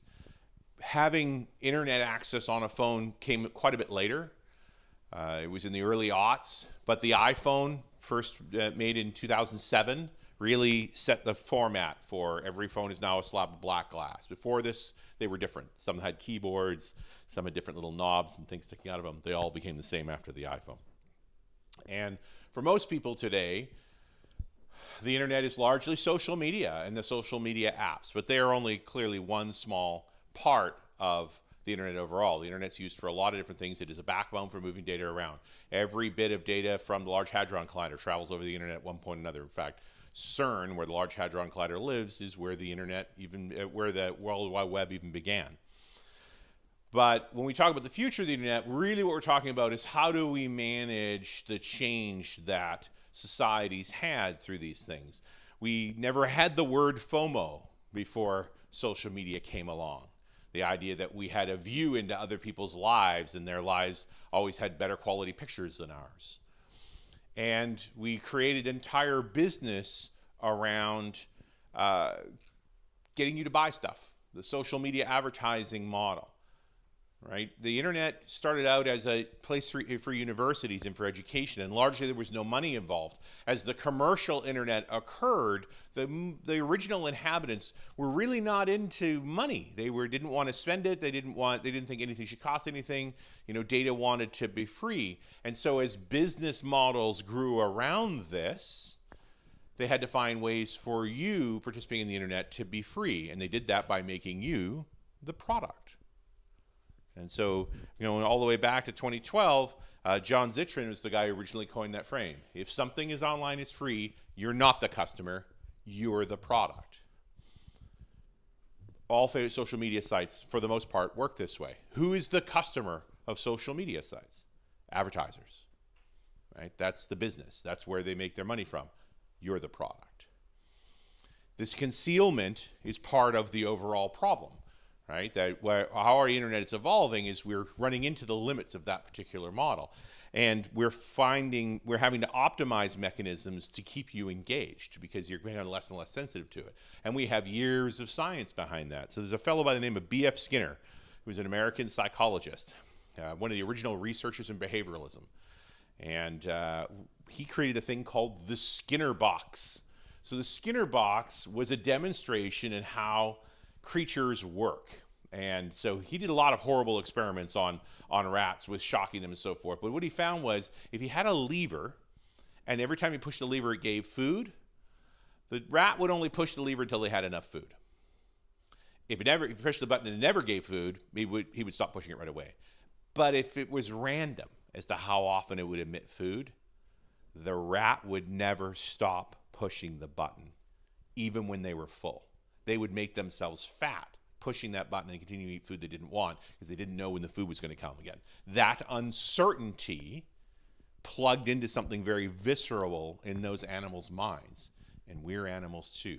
I mean, that is the mechanism that is gambling, the chance you would win. Now, not a lot of us want to play slot machines anymore, but we've seen gambling and Skinner box mentality used on the internet a lot.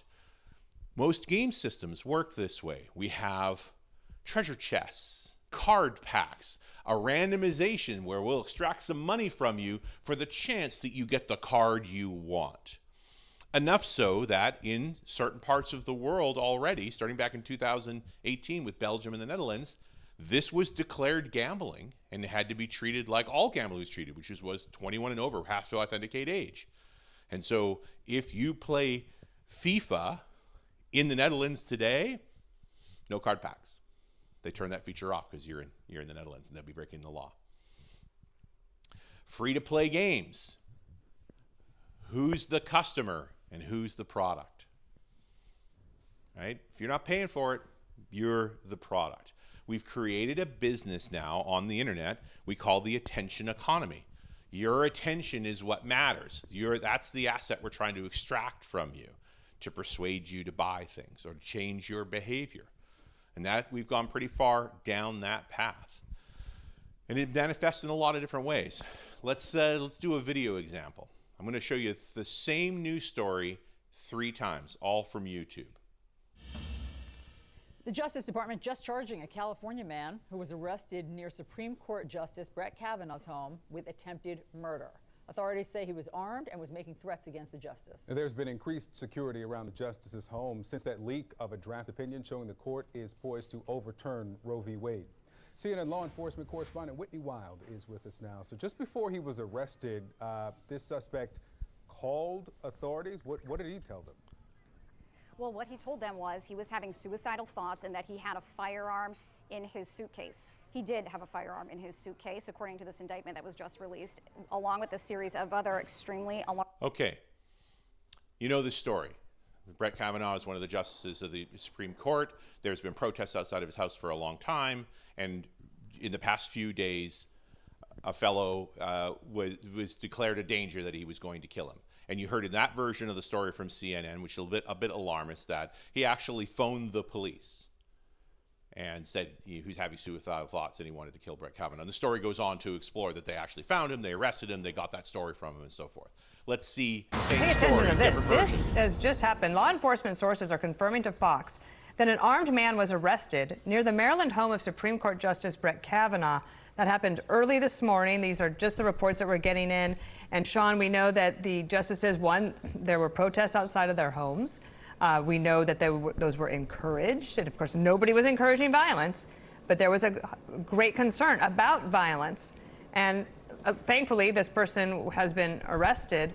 But your thoughts this morning as we get this breaking news that a armed man has been arrested near Justice Kavanaugh's home in Maryland. They left out the part where he never took his gun out of his backpack. The police found it. Left out the fact that he actually called the police. Same story. Let's watch Reuters' version. A California man has been charged with the attempted murder of U.S. Supreme Court Justice Brett Kavanaugh. He was arrested early Wednesday morning near Kavanaugh's Maryland home, the site of recent protests by abortion rights advocates. The individual, identified by police as 26-year-old Nicholas Roski, was armed with a handgun and planned to kill the conservative justice, according to authorities. He was reportedly voicing distress about the expected reversal of a landmark decision legalizing abortion nationwide.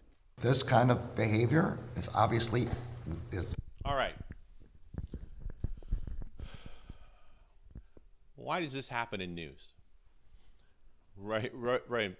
You have an answer. I do. I'm American. I know exactly what's going on. So basically, the 3 different news networks all market themselves to different political parties, and so a lot of what they do stories, and then they cherry pick which details to include to make themselves more appealing to each party. CNN appeals more to the Democratic and left-leaning parties. Fox is known to appeal more to right-leaning parties. And so the reason Fox News left out so much is to villainize this man who was going for, Although he's probably pretty conservative. I mean, you can leave out the party part. The bottom line is news needs to make money, and to make money, they sell ads. And building a demographic profile makes it easier to sell ads. So they tuned their news to sell more effectively because we, as the viewers of that news, are the product. Reuters, which is that last one, does not sell ads. Now, Reuters sells news raw. You have to pay for it. Okay? They have started putting out some of their stories on YouTube. There's two things you're going to notice if you watch a Reuters story. It's very short, 60 to 120 seconds. There is no editorialization, just the facts. In fact, you'll find it dull because they don't tell you what to think. They don't put any of the colorful stuff in. They just spit out facts. Yeah, I was going to say that it used to be that the news agencies had to go and represent both sides of like political Right. economy in that way, but that was changed. Well, so what happened was cable, right? So back in the day, to own the airwaves, the FCC in the United States said, if you want to have that particular frequency, so you're ABC, the American Broadcasting Corporation, we're going to allocate you a chunk of airwaves so that you can transmit all across the United States on this frequency for your television station. In exchange for having that public resource, you have to provide us an hour of news a day. They didn't really put any qualifications on what that news needed to be. They just said you had to be an hour of news a day as a public service. And so there's only so much airwaves to go around. There was only so many stations on that, and they all had that requirement. And then technology changed. Cable news came along. CNN is the cable news network. They were never on broadcast. And of course, technology has advanced to the point now where those original frequency blocks that are allocated out, they're not even used anymore. Right? We've moved up to different frequencies to do high-def TV, although most of the part we don't use antennas at all anymore. So our technology evolved and our regulations did not. And suddenly, news has to be a business. And just like social media, it finds ways to make business. Now, we can talk about more nefarious forces because they're out there without a doubt. Right? Shaping people's minds can be very profitable and for a variety of reasons. But the simplest way to look at this is that remember you're the product and look for the resource that we can control. And that's why we're starting to see more advanced regulation around all of this. Now, should we have had the regulation in the first place? Probably not. Generally, as a society, we are permissive. Do what you want until you cause harm. And then we tend to put rules around causing harm. The automobile comes before the traffic light. It was only until we had enough cars that they were causing harm that we said, hey, maybe driver's licenses are a good idea, and standardized controls are a good idea, and traffic lights and crosswalks and so forth are rules, and we created the regulatory body. So social media has evolved to a point where it can and has caused harm. And we're in British Columbia. We're in the middle of this right now, right? We're seeing harm from 10 years ago playing out in the courts. The regulations are continuing to come, and it's up to us to help make them. I mean, the most advanced set that exists right now is in Europe, the GDPR.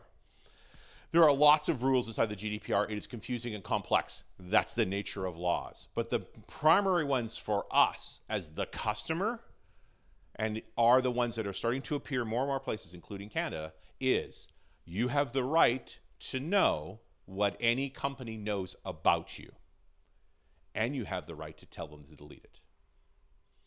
That still puts the onus on us to go demand that information and to protest when they don't provide it, and then ultimately to choose to have it destroyed. But we are on that path. It's the beginning of this. There are more complex conversations going on around, can we get to a place where you stop providing your information to them? Every time you sign up an account, every time you register on a site, every time you install an app on your phone, you are, in that process, giving permission for a company to own your information. And so it's a much more complicated problem to say, can we create new constructs around that? Tim Berners-Lee is the man who invented the World Wide Web. He's a software developer out of Geneva. And although he now lives outside of Boston, he's at MIT. And he's got a technology called Solid that's all about this complex structure where I can give you permission to have access to my address for the next 30 days while you fulfill my order. But at the end of 30 days, you lose it. So we are trying to find technological solutions to that, but the pressure on that is immense. This is the evolution of the internet, is this recognition that it's a utility. It's fundamental to our modern society, the same way that water, clean water is, that sewage is, that electricity is, right? All things that are heavily regulated and we expect to work. Internet is headed exactly that same path. It's a utility, and utilities are regulated. We as people, as a civilization, demand that they behave in certain ways and that we put certain rules around the way that operates it. The challenge, of course, is that regulation affects innovation. I'm not going to say stifles, because that's an easy way to say give us no controls. But, you know, standardized roads actually expanded the use of the automobile and the potential of it. It changed the way our society worked. We had fragmented networks before the public internet. You used to be able to sign into CompuServe or Genie. They were all different little login sites with different communities in them that didn't connect to each other. The internet was the superior solution. It combined all those things together. We made a monopoly because ultimately it's beneficial for our civilization. But monopolies only work when regulated. And so those regulations continue to evolve. And that's largely up to us. Recognize that government is us, right? We vote them in and we participate in that process. And we, as experts, if we choose to get trained that way, provide the knowledge to allow regulators to write good laws. Now, innovation continues on the internet, and you may have seen it in the form of a thing they call Web 3. So Web 1 was the 1995 early internet where you pretty much just stood up your own server under your desk, connected to the internet through a relatively low bandwidth connection, and that was your website. The problem was it was very unreliable and unstable, and as the internet became more popular in the late 90s, early aughts, what we call the dot-com boom, Web 2 emerged. And Web 2, we realized the unreliability of that, and so we created larger repositories, more stable systems. We created what we call today walled gardens. This is where things like Facebook and the like emerge from. Centralized places that make us easier to be on the internet, to share more. But the side effect being they find ways to extract value from us, largely by using our information. And so Web 3 is a swing against that, to say let's go back to the decentralized model and have a little more flexibility. That being said, part of the movement towards Web 3 is a rebellion against regulation, not recognizing the truth, which is any regulations we bring onto the internet anywhere are going to apply everywhere. So if you see Web 3, you'll see some good bits and some bad bits. This decentralization part is a pretty good bit because we don't like the central control. It creates serious problems. The downside is there's a lot of silliness going on in here. It's back to the Wild West. And people are better than ever at convincing us to give away valuable things by accident and to exploit our machines. So there's a lot of bad going on in Web 3. But overall, the core concepts have some value. We are swinging away from the central model and into a more decentralized model again. And you'll see technologies like blockchain. Blockchain is just technology. It's software. It's a way to move information around in a decentralized way. It is typically used in cryptocurrencies. Now, cryptocurrencies are born out of the 2008-2009 downturn, the Great Recession, they call it. That was when a bunch of bankers did some really dumb stuff and seriously damaged our world economy and largely got away with it. And around that time is when we see the first cryptos, a sort of rebellion against that. Well, if the banks are going to mess stuff up, let's make our own bank. The problem is that currency's real purpose is to be able to exchange goods efficiently. And so what do you want from a currency? You want fungibility, that everybody will take it for your things and you can get anything you want from it. And that means it needs to be stable. You have to be able to expect that its value is the same day over day, year over year. And that's not cryptocurrency. It's not fungible. Only certain people take it certain ways, and there's lots of different ones, and it's not stable. So it's not really a currency. So what is it really? It's an opportunity to separate people from their money. Some folks got involved early on with some wild dreams. They've got a whole bunch of crypto that's minimally fungible, and they're highly motivated to turn it into more fungible currency like US dollars. And so they're big on getting all of us involved too, because it's the best way for them to get their money out. The folks in first are the ones who are trying to get out by convincing all of us to get in as well. It's a pyramid scheme. Then that happens, right? Has it done some good along the way? Possibly. You know, back in the early days of BitTorrent, the first BitTorrent protocol was actually an app called Napster, which was illegally sharing music. And so Napster was criminal, but BitTorrent was fine. It was a technology. Well, blockchain is like BitTorrent, and crypto is like Napster. And so we're going to extract some good parts from this over the next few years. You know, blockchain is really interesting from the point of view of having no central repository for things so that anybody can contribute to the blockchain as necessary. So imagine using a blockchain to follow coffee, that the farmer puts in entries for his plants on a blockchain about when they were planted, what feeds were used, how they were grown, how they were treated, you know, what pesticides were used and so forth, when they were harvested, how they were dried, how they were packed. How then the shipping company takes over, or the pool takes over, what other beans they were combined with, what bags they were put into, then how were they shipped, where did they first land, how were they stored, how were they then sold to a processor that then actually cooked the coffee and roasted it and turned it into a product that showed up in your cup. The idea that you would have the ability to see the entire lineage, bean to cup, that's what blockchain could do. We're using it for aircraft, airliner engine parts. Same thing. We care about the lineage of those parts. We know how they were manufactured, so forth. No fake parts in airplane engines. Very dangerous. But blockchain allows us to track that. So that's a viable technology. It's just being used for some somewhat non-viable things. But we are at the cusp of moving over to a very different internet.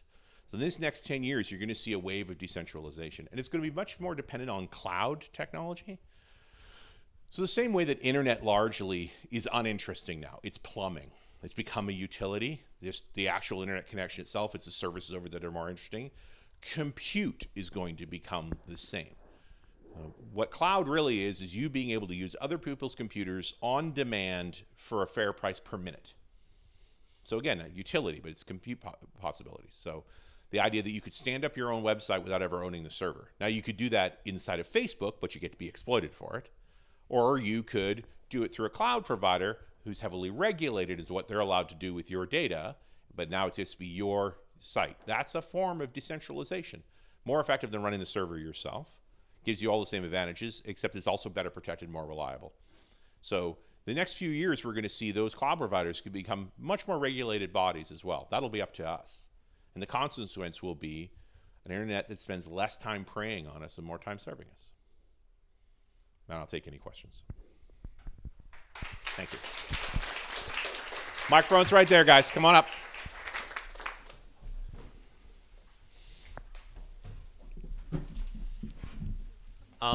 My question is, what exactly is blockchain? So, I mean, blockchain is software that allows us to store a series of bits of data that track to individuals. We call it anonymized. So it's not anonymous, but it's anonymized, that then stores additional information. And that chain of data gets passed around from person to person and validated by multiple entities. So it can't be changed. It's kind of a write-only chain. You can only add new things to it, but other folks have to qualify for it. So it's just software, but it's software for making a record that stays in public. Okay, thank you. You're welcome. I'm just going to sit back down. That last question answered my question. Excellent. I know that you can't just, like, most of the time you can't just go to like a store, right, and buy a car with like Bitcoin, right? And there's a lot of stuff about like NFTs and whatever. Like, I'm personally really interested in like blockchain, but I'm also not a tech bro in that I'm just like mindlessly buying shitcoin. But you just got to, a like, great, make gains. but you got an epic hat, man. So I don't know, tech bro-ish. But anyway, and the PewDiePie merch. But, awesome. But the main question I have is, one use case I've actually seen for crypto is drug markets, because it's really easy to go onto the dark web. Yep. if you're like technically savvy enough to manage all the steps to get to that point safely, right?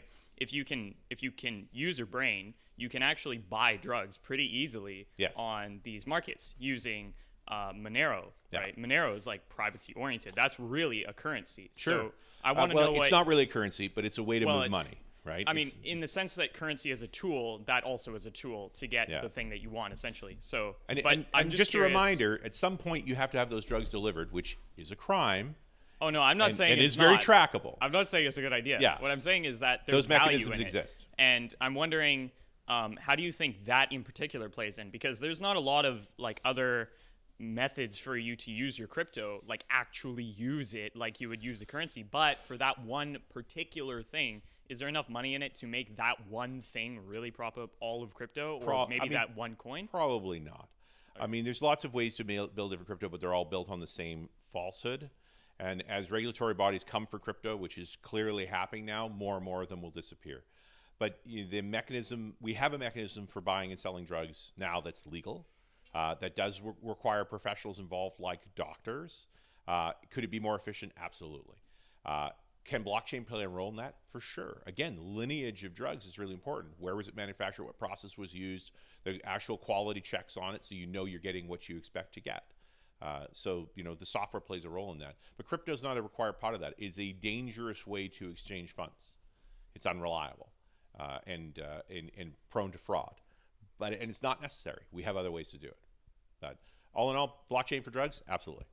I would argue one thing, that there is definitely not very much. There's marijuana and there's alcohol, right? But there's not a lot of focus on other drugs, and drugs are very, very harmful, right? Well, and I'm not dismissing that, but I'm separate also saying that conversation. going through the healthcare system to get access to even necessary medication can sometimes be more difficult than actually going and buying the drugs illegally. I don't disagree, but I think our better solution is to make the healthcare system better, right? Circumventing it makes the situation worse, not better. And hey, again, you're in British Columbia. You're very lucky. We're on the edge of exploring the availability of drugs in different ways, both for recreational and therapeutic purposes. Like, get involved, see what's possible, and demand things. Push for more. You can do better. Don't circumvent it. It doesn't help us. Okay. Thanks. I just had a question about sort of the centralized versus decentralized thing.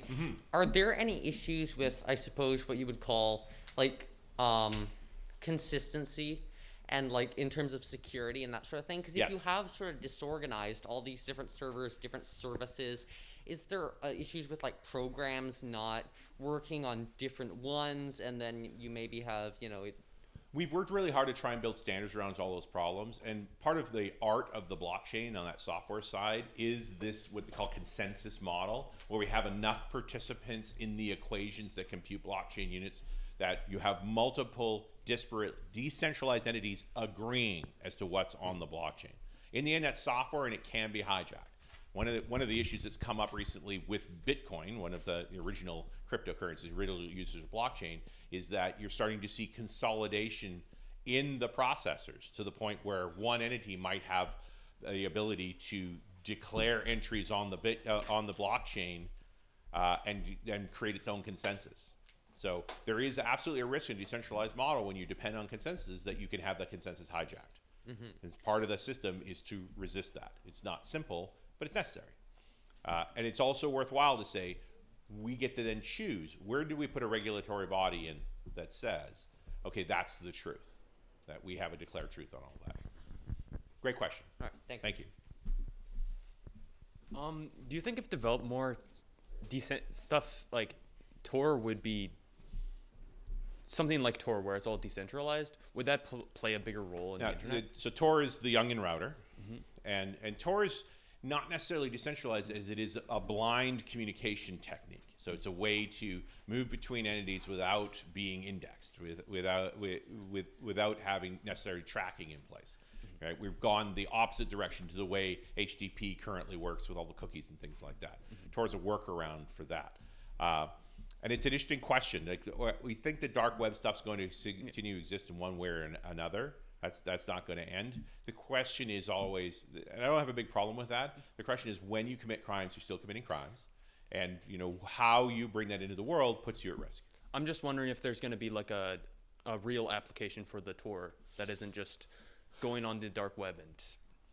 Well, I mean, it depends on who you ask whether there is already or not, right? Many of them, it's generally easier when you're doing things that are acceptable by society to use the open web. So the tendency for the dark web is things that are not acceptable to society, and many of those are criminal. Okay. Thank you. All right, how are we doing for time? We're good. I have a question. Yes. I'm wondering about, back to the beginning of your presentation when we're talking about, regulating versus get out of my business kind of stuff. Mhm. So at what point do, people will sometimes argue we need to have eyes on all of our activity because of security reasons. Like, how do we keep ourselves safe from the dangerous people if we don't have eyes on what everybody is doing? So what would you say to that? I would tell the Taylor Swift story. Would you like me to tell the Taylor Swift story? Please tell. So Taylor Swift is the human in the world with the largest number of restraining orders. Something like over 3,000. Over 3,000 people have harassed Taylor to the point where she has restraining orders against them. Now that's a problem for the security. That's too many people, right? On average, at any given Taylor Swift concert, 2 of those people on that list are in that concert. You just don't know which 2. And so Taylor Swift's production company, in making concerts, developed with another company of folks that I know, built a digital signage solution. So when you walk into the stadium, there's these digital signs that'll point you to the t-shirts and merch and the different sections and so forth. And inside every one of those screens are cameras. And they're taking pictures of absolutely every single person that goes into the stadium. Now, there are signs in the stadium that says, you will be photographed. You just don't understand it's happening because you look at the sign. And before the concert, when everybody's flowing in, all of those faces are going through a recognition system to figure out which of the 3,000 are in the concert. And as soon as they found them, they feed those particular faces to the security so they can find those folks and get them out of the concert before anything dramatic happens. This is a very Taylor Swift kind of problem. And I don't think anybody has a problem with that. Right? She has a right to be safe and perform her conferences. Those people are breaking the law by being at her concert. They were given restraining orders and they're refusing to follow them, and they found a mechanism to execute on all of that. The issue you have is the issue you have being photographed or what they do with the photograph. So this is where the regulatory body comes in. We are already surrounded by cameras. There's almost nowhere you can move into public space right now we are not being photographed. The difference is we now have software to look at every single one of those images. It used to just be stored on tapes that nobody ever looked at again. But now we're able to look at it all. So now we have to start working on regulations, right? It's not just the 3,000 in Taylor Swift's concert. What if there was another incident? What if there was an act of violence that had gone on? The fact that everybody had been filmed, that possibly the incident be filmed, it'd be useful to be able to go through that. But only if we had an incident, only if we had permission, only if we had a court order. So can we build a regulatory body where all of that data gets captured and is automatically regulated to protect our privacy, except in an instance? Yeah, we can do that, but we haven't. It's just going to take time to build those regulations, to demand them. We can't get them to turn off all the cameras. That's not going to happen. But we can demand controls over what gets done with that information, because it can protect us as long as it's used correctly. That's up to us. That's work to be done in the next decade. One more? Yeah. This is actually going off a similar line of now consent. I wrote this down. So as of now, with consent tracking in the internet, what would be the actual possibility of truly clearing up consent on a decentralized system? AKA, like how Instagram consent form, when you make a new account, all images that you put, they actually have full access to use in any commercial and in anywhere, and they don't need to ask you because you've already consented to use all your images for commercials. How would we actually force companies and large organizations or groups to actually follow these rules in a decentralized system that don't rely on a government? Well, we're going to rely on a government. Government is us, right? We're going to need regulatory bodies for that. The way you get them to stop demanding those things is make it illegal to demand them, right? And it also levels the playing field. Then nobody gets to demand them because it's against the law. Once upon a time, only 100 years ago, it was normal to put formaldehyde in milk because it preserved it. Now, if you drank too much of it, it killed you, but that was a detail. But almost every producer of milk put formaldehyde in because it preserved it for far longer and it made the milk cheaper, and people making pure milk couldn't stay in business. It was the FDA regulating that it was illegal to put formaldehyde in milk that took the formaldehyde out of all the milk and allowed them to make better quality milk all around. Regulation doesn't just stifle innovation. It levels the playing field so that we can do the right things. We just have to make sure we write good regulations, and that is up to us. We can do it. Don't fall for the folks who found it useful to convince us that government is incompetent. Government is as incompetent as we demand it be. It's up to us to make good government. It's completely doable. It involves getting involved. But there are folks out there that find it far more profitable for you to believe that it can't be done and that it isn't and that it isn't competent. We can make it competent. We just have to do so. Thanks for your question. Thank you. I think we have time for one more question, but let's see. You might talk about this later in Jobs of the Future, but what I'm wondering is within blockchain technology and Web3 and the future of the internet, what kind of jobs do you think might be available, particularly for if you're going to be graduating from high school in the next couple of years or so, what jobs do you think would be worth looking at? And I'm interested for people that may not be into computer science necessarily or programming, what kind of additional side jobs would be facilitated by this new technology? Yeah, I mean, that's absolutely an area we're talking about in the jobs of the future. There are lots of different kinds of programming jobs, right? The real problem is that they get cast in science fiction shows as one kind of job. In theory, I'm a computer guy. In theory. I've done a lot of work in computing, without a doubt. But there's so many different things I've done along the way, and one of them is telling stories about technology. So, don't discard that area just because it's got a particular cast from movies. Take a look at all the opportunities that are in that space. There's a lot of things to be done. It's a huge area of work. Technology touches everything we do right now. You've got a phone. It didn't come out of nowhere. You're using technology for your work anyway. Be a part of it. It's certainly an option. I had a question about the deception, or not really deception, but how visual design within websites and things like that can be a bit misleading. Like, for example, with cookies, when you go in to change your settings, the big obvious button to exit out of that is always accept all cookies. Yes. So I was wondering what your opinion on that was. I think that websites are never really going to encourage you down the path they want you to go down, right? An e-commerce site is there to get you to buy stuff, and so the path of least resistance is buying stuff. Any more than if you sign up for a gym, try and unsign up for the gym. Signing up for a gym is really easy. Getting the gym to stop taking your money, really hard. And we've built regulations around that there's a limit to that, how hard they're allowed to make it. So, it's interesting to consider, can we head down that path for websites as well? Now, I don't get too wildly anxious about cookies, and I'd rather not have those pop-ups. I'd rather be able to have a plugin that said, hey, if you see the cookie thing, always go for the minimum, right? There's a big problem with that. The most popular browser in the world? Chrome. Who makes it? Google. How much do they charge you for it? Nothing. Who's the product? Google makes that browser to collect your data. That's why they're not going to make a widget to make it easy to minimize cookies. It's not in their best interest, right? Go look at other browsers, ones you may pay for, that actually don't do that, and you get a better experience. Could we regulate at that level? We could. It's tricky. That's pretty detailed. But can we make sure that there's an easier way? Could we insist there's easier ways to limit the amount of tracking information? Yeah, we're doing that. And it probably won't come from that button. Thanks for that. I was in the other classroom, so I missed the entirety of the presentation. Let me do it again for you. Yeah.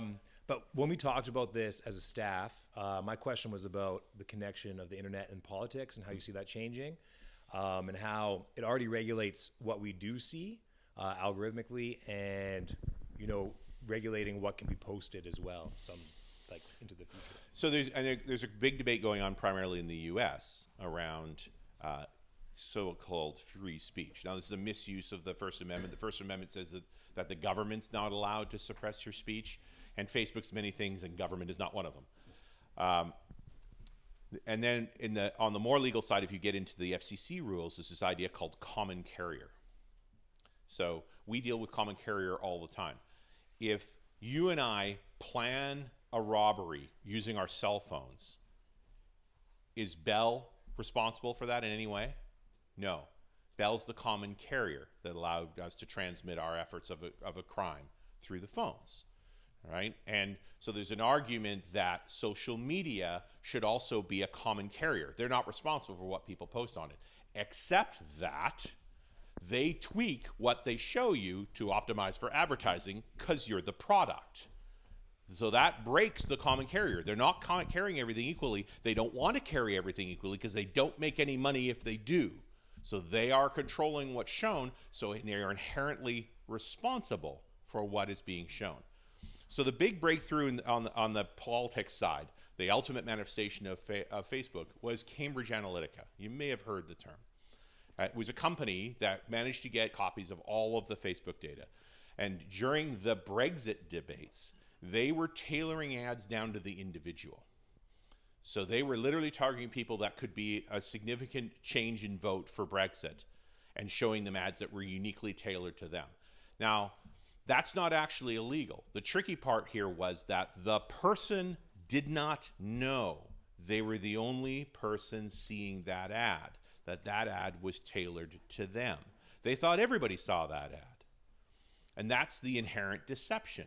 The game of social media is making you believe you're in a piazza, you're in the square with everyone, and you're not. You're at home. You're on your phone, you're in private. It's an illusion, and it's being shaped by someone who makes money from you to sell ads. And sometimes that advertiser is a political entity that wants to sway your opinion. How do we deal with that? Well, we got to break the whole model apart. As long as you're the product, one of the customers can be a political entity. So do we have to eliminate you as the product? Or do we have to limit who gets to show you ads? That's an interesting question. It's a hard one to solve. You know, the American system is remarkably broken. For better or worse, in Canada, we use the British system, a modification of it. We've done a few things on our own. That's why our elections are so short. We're not allowed to campaign. Why we limit funds. So there's only so much we can do in social media because there's only so much money, right? We try and constrain all of that. One would argue social media can also be a force for good of this, right? We were watching that war in Ukraine. It's a social media war, and the Ukrainians are winning. We know more about that war because of the internet and social media, that more of the truth is coming out.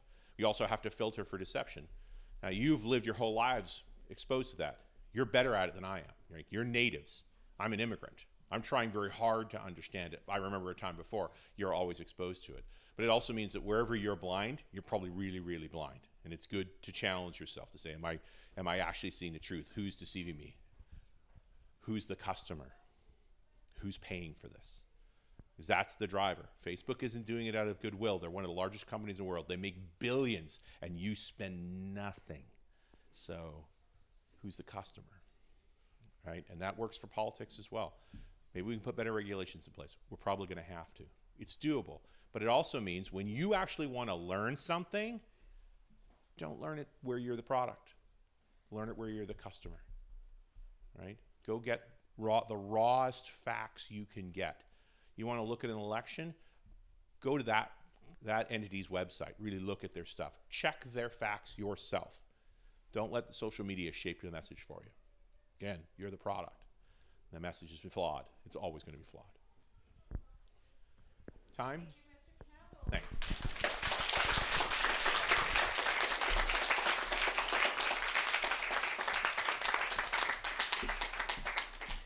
Okay, and Agata has an announcement for us, or a demo, or something. So head up there.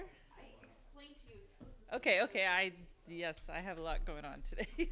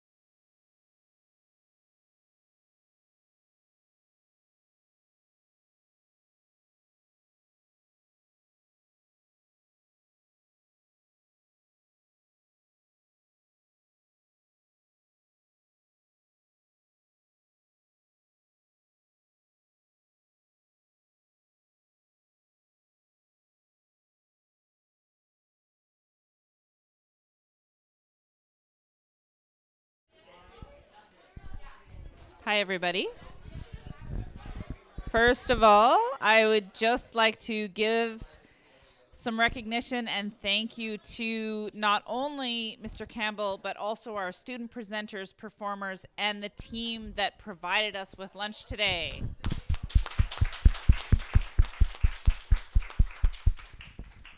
Excellent. So just before Mr. Campbell gets started on this second to last session, a reminder that his last session is called Ask Me Anything. So if you still have questions that are unanswered from any of these sessions you saw today, or you have other questions about STEAM or technology related topics that have nothing to do with these sessions, come to the Ask Me Anything session.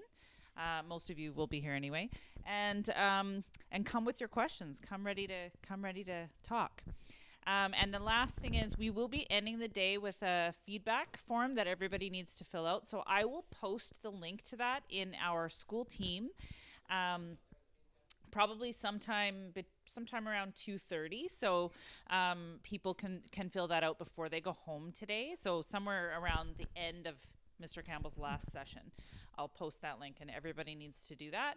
And that would be great for us for planning for future iHub Talks days. Okay, right. I'll hand it over. Thank you. This is a fun one. Because obviously a concern. I always lead with this picture talking about jobs of the future because I think it's funny. Everybody, how many folks here are sick to death of being asked what they want to be when they grow up? Yay. Now the correct answer is the name of my future job hasn't been determined yet, so I cannot answer you. That'll stop them. Then they don't know what to do. And it's almost true, too, because there's so many new things emerging for work.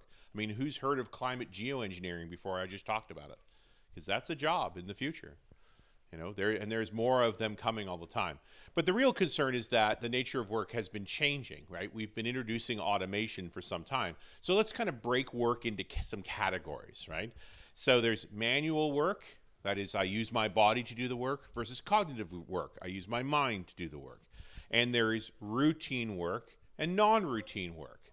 So manual routine work would be an assembly line worker, someone who assembles parts of a car. Now, this is a very automatable job, and since the 1970s has been largely automated up to a point.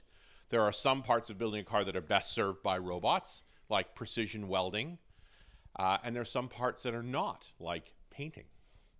So we try and automate everything because it's cost effective. These robots are expensive. They're hundreds of thousands of dollars, but they work 24 hours a day.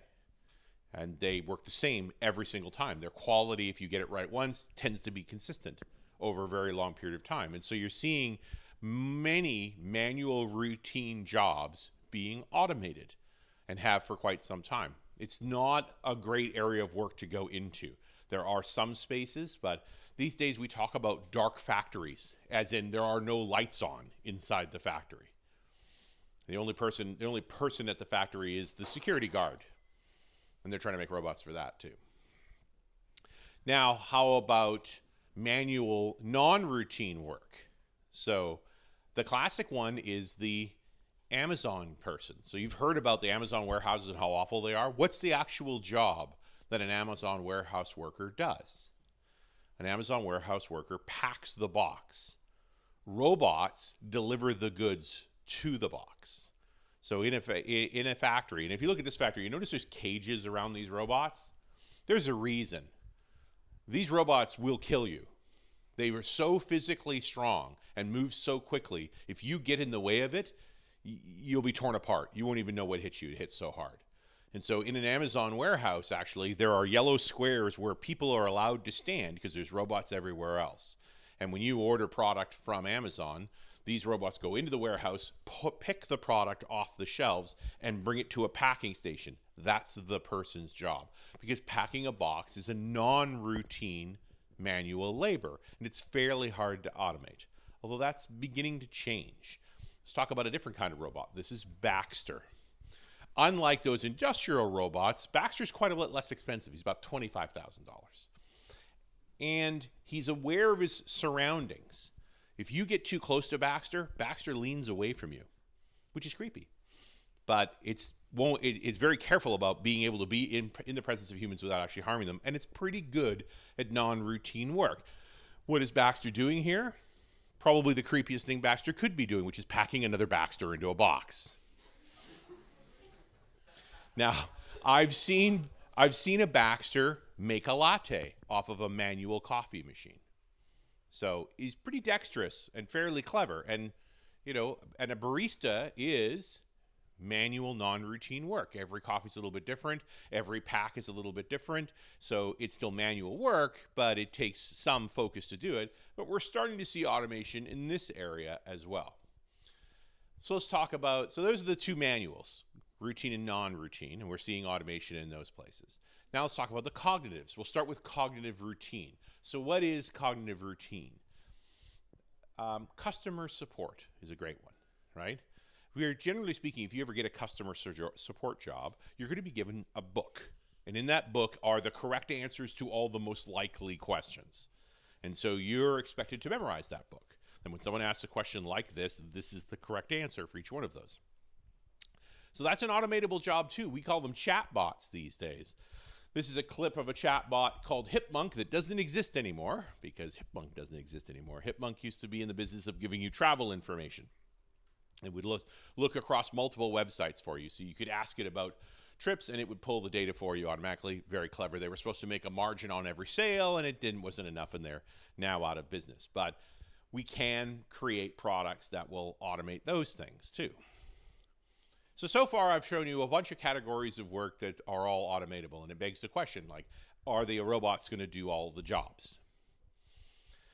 Now, you're not the first to be concerned about this. The original focus on this comes from the very beginning of the Industrial Revolution with the Luddites. Have you ever heard that term? To be a Luddite is to be anti-technology. So the Luddites were an actual group of people. And in 1811, most Luddites at the time made their living weaving cloth by hand. So manual, non-routine work. They used spinning wheels and manual weaving looms to create cloth. This was in England. And around 1811, the steam age was upon them, and the first automated looms, so mechanical looms that would weave cloth on their own, were brought into the factory where these people were working. And they were convinced that they were all going to lose their jobs. And so they smashed the machines.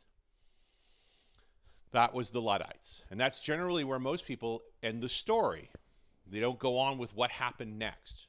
What happened next was that the factory rebuilt the machines and employed everyone that worked there that used to be weaving by hand to learn how to use the automated machines, because they still needed to be supervised. The byproduct of the automation was that they were able to weave far more cloth for far less cost. And it actually expanded the market. It reduced the cost of cloth enough that people who used to only own one or two pairs of clothing, you used to have a pair of clothes that you used day to day and a pair of clothes you went to church in, and that was about it. But as automation produced cloth at lower and lower prices, people started buying more clothing. It became reasonable for regular people to own more than two pairs of clothes, and the market actually expanded. Far more people were employed as a consequence, and England became a clothing superpower at the time in the early 1800s, that they produced more cloth than just about anyone. Automation broadens markets. At the disruption of skills, all those folks needed to be retrained. Now, there's a more current generation version of this that has happened. In the early days of the internet, travel got taken over by the internet. It used to be, if you wanted to book a flight anywhere, you had to go to a travel agent. They were in every mall. There's still a few left, but nowhere near as many. But back, not that long ago, 30 years ago, if you were going to book a trip, you were going to call or visit a travel agent to book that trip, whatever it may be. And the World Wide Web changed that. Now you could go online and look at the possible trips you could take and find your own flight and find your own hotel and find your own car. And the huge number of travel agents lost their jobs. And yet, the byproduct of automating the travel process expanded travel so much more that there's many more people working in travel than did before the internet was involved. Automation disrupts the market and then expands it. It actually creates more jobs net. But there's a period of disruption, and those periods are frightened. And they have to be handled well, and that's largely up to us. The automation you're probably aware of coming is the automation of transport, the automated car, but more likely the automated heavy truck. Why is the automation of the heavy truck important? Well, right now, a semi-trailer truck can only be driven 8 hours a day by a person for safety reasons. They drive them longer than that, they get tired, and now you've got 100,000 pounds worth of machinery out of control. It's not good. And so they typically drive for 8 hours and are parked for the other 16. If we automated these trucks, they'd be driving 24 hours a day. So we triple the productivity of a tractor to move trailers around. Foods are delivered faster and less cost. So one of the consequences of just automating long-haul trucking, right? The current argument is that we'd actually automate long-haul trucking to way stations. So they would only drive on highways, and then say around the other side of the Portman Bridge here, there would be a great big station where the automated trucks would come in and drop their trailers, pick up other trailers to take away again, and off they'd go. And then human-driven trucks, trailers, would then pick up these trailers and take them into town, because the precision necessary inside of town is pretty hard for software. So we'll let the highway driving be done, the long-haul driving done by automation, and the local driving done by people. Where the biggest impacts of that would be, from a product perspective, is a reduction in cost of perishable goods like lettuce. A head of lettuce right now, even with inflation, is around $1. More than half of that price is getting it on the shelf. If you can go buy lettuce from the farm, you'll pay 25 to 30 cents for it. But the process of packaging it and shipping it and getting it to the store intact enough to sell costs a lot. And so if we can speed that process up so that we need less cooling, less packaging, and less time and travel, we reduce the cost of bulk food, the kind of food that's good for you. You know, fruits, vegetables, all those things you were told to eat. The density, you know, one of the things you do when you process food is you make it so it's not so perishable, and the trucking doesn't matter near as much. Now, what's the downside to automated trucking? The long-haul truck driver is one of the highest paid, low education jobs in North America. Right? It's one of the most money that someone can make without a high school education. And there are millions of them. And so this disruption will happen very quickly. The productivity that will come from automating this driving is so high that manually driven long-haul trucks will make no sense. They won't be able to compete for the rates that automated trucks can go. That's a lot of jobs that we disrupted all at once. And it's a challenge for society to actually cope with that rapid change, even knowing the benefits that will come from it. So we have to position ourselves and actually try and deal with that responsibly. And this is closer than you might think. This is actually a picture from an automated truck in 2015. There are drivers on board monitoring it. Nevada provided a license for Mercedes-Benz or Daimler to actually have 2 of these trucks driving around. They've been driving around for years. The highway part is largely solved. So we're just not that far away from this. This has got nothing to do with electric trucks or anything like this. This is a totally conventional diesel truck, but with a robot driving it on a highway. So we've talked about manual, both routine and non-routine work. We've talked about cognitive routine work. Let's talk about cognitive non-routine work, the area that has the least amount of automation, because it's complex. It's both thinking and it varies constantly. Teachers, artists, doctors, scientists. These are all work categories that are extremely hard to automate in a substantial way. They all have automation attached to them. Your teachers have books for a reason. You know, in theory, we'd employ more teachers if they didn't have books for you to read, that you had to listen to them for all information. But we use books. They're tools that improve your ability to learn. Right? We have many tools. We're starting to use tablets more. We're starting to be online more. We're adding more parts to it. But we still need teachers. The teacher's ability to assess the level of your learning and to construct methods for you to learn more effectively is a complex, cognitive, non-routine exercise. The ability in medicine, we're seeing radiology being done by vision interpretation systems, machine learning models that are good at finding cancer in a fluoroscope or in an MRI. And yet, it still takes a doctor to actually assess it and then prescribe the next steps to deal with that cancer. So what it means is that the shortage of radiologists is starting to be mediated by some automation that allows the radiologists to be more efficient. So we keep introducing technologies in various elements of this, but there are areas of learning that always open their door to more opportunities. But these are all pretty academic level, called the professions, right? Teaching, medicine, science. What about a plumber?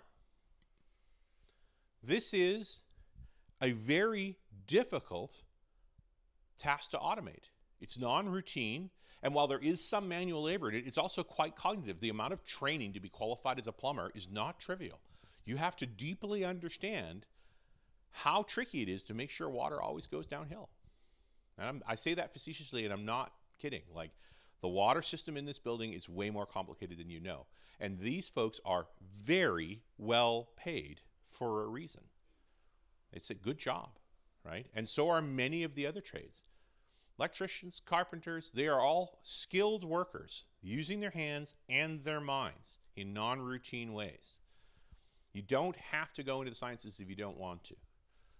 If these kinds of skills appeal to you, these jobs are not going away. Operating the infrastructure of society is a long-term proposition.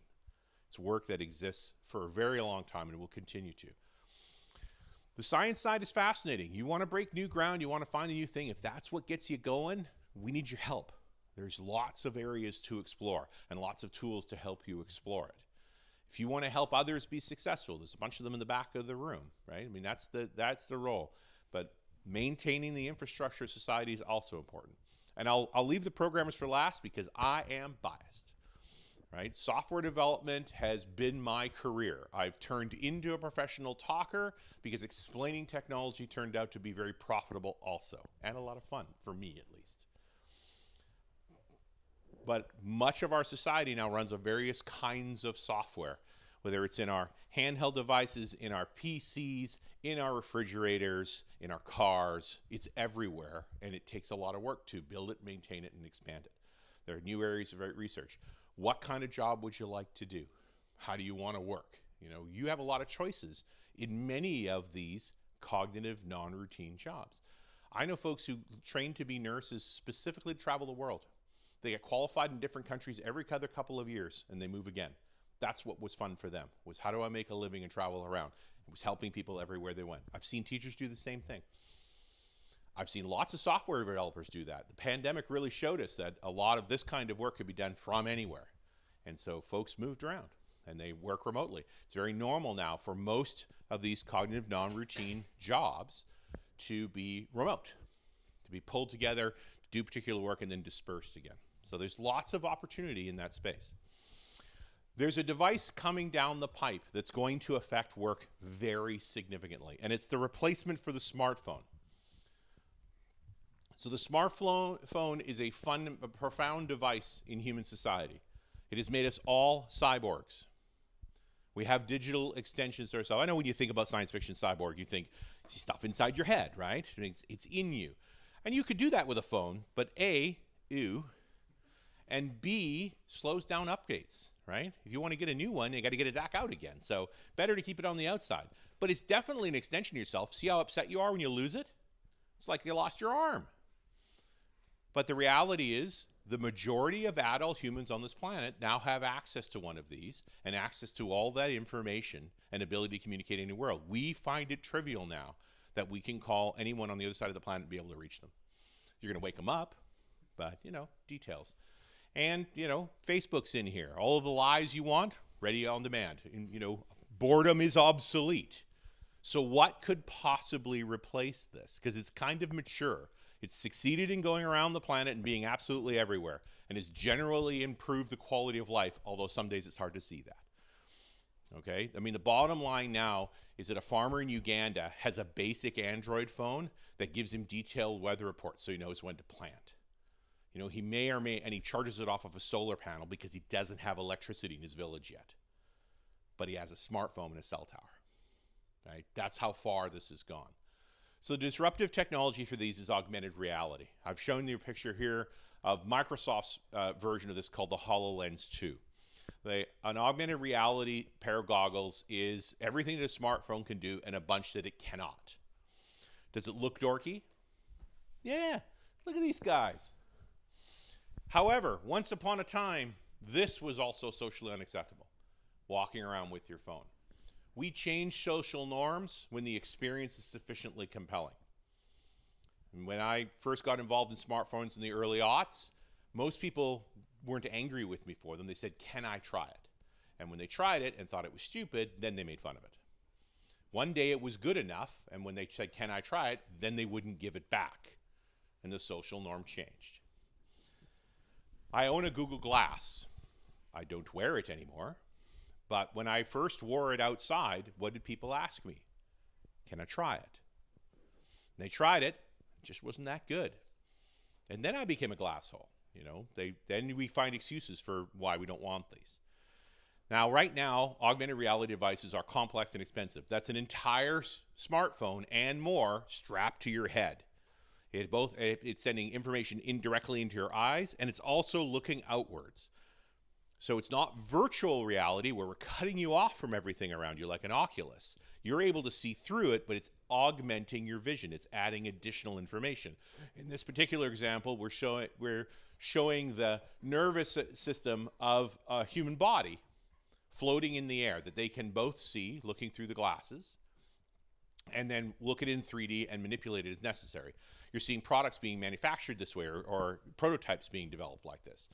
You're also seeing work done in the industrial level. So rather than having a manual to go through how to do the maintenance on this machine, you're wearing a pair of goggles that's actually watching you do the work and providing you instructions step by step at each stage of the way, and is able to evaluate that you've done each step. So I've seen a demonstration of this industrial process for airliner jet engines. They need a routine maintenance. And that maintenance is complicated. It takes a lot of steps. It takes a lot of expertise to do the work. It is it is like a plumber. It's cognitive and manual, non-routine work. But using a HoloLens in this process, they have the checklist in front of their eyes. And in fact, it's checking off the items as it's seeing them complete each of the steps. When they go to replace a part, they're showing the part to the camera on the mask, and it's saying, I recognize this part. It is the correct part. Now put it into place. And partway through the maintenance cycle, when he sees some damage he's concerned is serious, he requests an expert. So he tells the headset, I need to talk to experts. And then somebody in another building far away puts on their goggles and is now looking through their eyes at the same engine. They discuss the problem, decide on a remediation, work continues. And this speaks to a new stage of work.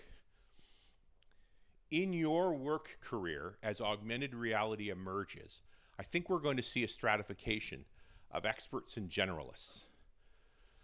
That an expert will specialize in a very narrow area, and they'll be able to be on call for that narrow area, and they'll use these goggles to participate where their expertise is needed. And then the generalists will be the ones in the field, always learning from their systems, doing the work, and calling in experts as necessary. It opens the door to one of the biggest problems we have with automation, which is that retraining part. That here's a mechanism that allows continuous training, continuous learning as part of your work. It's speculative, but this technology is real. It's only beginning to penetrate the market now. The real problem with it is not a consumer product yet. It is a commercial product. So the Pratt & Whitney engine inspection system, that's real. But these headsets are $3,000 a piece. And it takes a big infrastructure to operate it. So there's a lot of money involved. Now, when you're working on a $50 million jet engine, that makes total sense. But it's not something you're going to wear to the coffee shop yet. We're getting closer. I said it's where we had smartphones long before they became mainstream with the iPhone. We're in that early stage with augmented reality, right? William Gibson, also a resident of Vancouver, the guy who wrote Neuromancer and coined the term cyberspace, also said, the future is here, it's just not evenly distributed. So part of your job when you want to poke into the future is to go look into the corners where the future is already here. So we're seeing this level of technology in certain places. Now we're starting to extrapolate and say, where else can it go? But it doesn't solve your immediate problem, which is what is your job of the future? The only thing I could say from my experiences and talking to folks who've done this is your best chance is to try as many things as you can while you can. You're in a unique time in history and a unique time in your life where just taking things on and trying them for a while, seeing if it inspires you. You can dream if you want and try executing on those dreams, but actually test them and see if you're still enjoying yourself, and then try something else. Try something unexpected. You don't know what's going to resonate with you yet. The more things you try, the better options you have. And the consequences of trying and failing these days at this moment are very low until you get to a place where you want to go forward. There are forces that will act against you on that want you to commit to a 4-year degree up front immediately. If you're not sure you want to do that, resist it. Try something else for a while. The degree will wait. Now, education's an important part of this, right? Part of what we look for in education when I'm your employer, when I want to hire you, is can you learn, right? What you really tell me when you get a degree is you can learn. You can go through a process to get to a certain place because you are going to need to learn. The rate of innovation is high. The opportunity space is large, and new things are coming all the time. And those that are good at learning and excited to learn new things have the most opportunities in front of them. That's what I got to say about jobs. Thanks.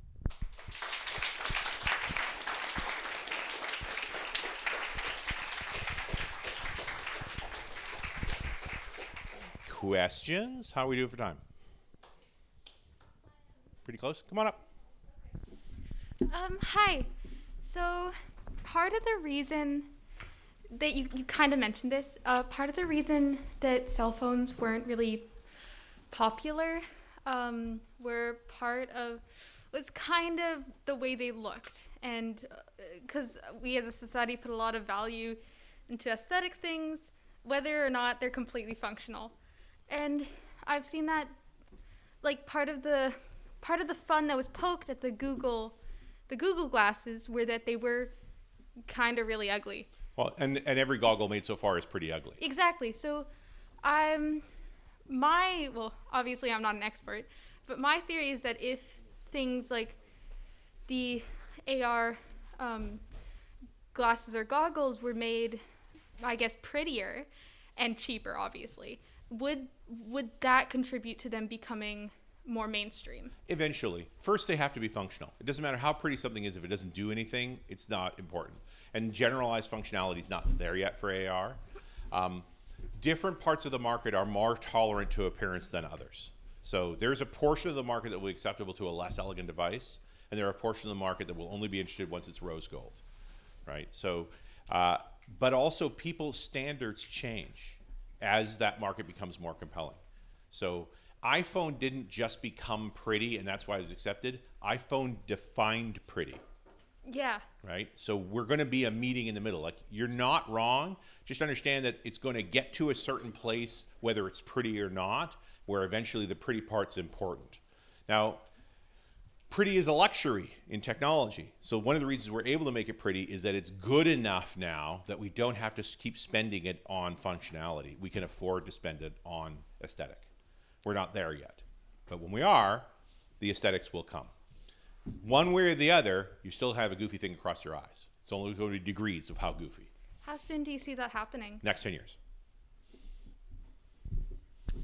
So you were talking about trucks, yes, semi-trucks being automated. And you were talking about how there are millions of truckers, right? Yes. So I guess my question is, how do you weigh innovation and automation with these people losing their jobs? Like, it will make things a little bit cheaper, but then you'll have millions of people that don't have a job, or like if the truck is totally automated, they won't have a job to do. Yeah. And they'll have to be totally retrained. Like, you would need a massive retraining effort for all these jobs. Now, I described I tried a transitory period, right? We call the way station period, where that former long haul trucker now becomes a short haul trucker. There'll always be certain loads that aren't well served to automation. The guys driving on the rivers and things, you've seen them on TV. Like, I suspect that work's not going to be automated anytime soon. So, as is typical with automation, elements of the job will go away, and those that really want to stay in it will be able to specialize and stay in it. Though others will pivot to associated work, and some will retrain. Will it be a huge disruption? Yes. And I bring up the trucking one because it's one of the largest. The numbers are stunningly huge. And that is going to be a challenge. And the reason we bring it up is so that we as a society insist on taking better care, right? What are we going to do to build a better bridge for that much disruption? Because you don't need more trucks if nobody's buying the goods, right? The car broke through when Henry Ford paid his employees more and lowered the price of the car. That regular people started buying cars, right? That was the breakthrough, and that's going to be the same balancing act here. Yes, the long haul transition will be rapid. There may be some market protection that they'll restrict where it can be used, but disruption is essentially unavoidable, right? We're on a path that we can't get off of. There are very few technologies that we rejected outright, especially when they were beneficial. We have rejected technologies that are not beneficial. We have done a good job of keeping the nuclear genie in the bottle so far. We invented a technology and we've largely restricted its use. But that's because there were no beneficial uses in that form. We've used nuclear in other ways. This is a very beneficial use, enough that it'll make a difference in the ability of a country to compete with other countries, an ability to serve, the ability to provide supplies in an emergency, ability to protect others. Like, it's an important capability. And so it's going to happen. We will be challenged. And I would argue you will all be challenged as people entering the workforce, were how we take care of the folks that are disrupted. Thank you. So I'm sure you're aware that you can take a neural network and train it on a series of images to replicate those images, right? Or give it some sort of training data and have it mimic the input, right? Yes. Do you think you could, or do you think that it's reasonable to say that art will become more and more automated as it becomes possible to entirely automate, say, music to just be imitations of previously made music? Well, most music is derivative now, whether we use technology or not. I mean, arguably we're using it because we record it, so it naturally is derivative from that anyway. And you are seeing some interesting software combining things when requested to. It's not doing it on its own. You're telling it the things you want to combine. It's like, give me a cubist version of an Emily Carr painting, right? That's still your thought manifest through a tool. They're just tools. They'll do more. I think we'll start to value innovative work more and more. The question is, will we see innovation from the automation? Seeing how it's only worked from what's come before, the innovation that only ever happens there are original combinations, not actually real innovation. But then real innovation's always been rare, actually. All right, thank you. You're welcome. Thank you, Mr. Campbell. We're going to move on to our next session.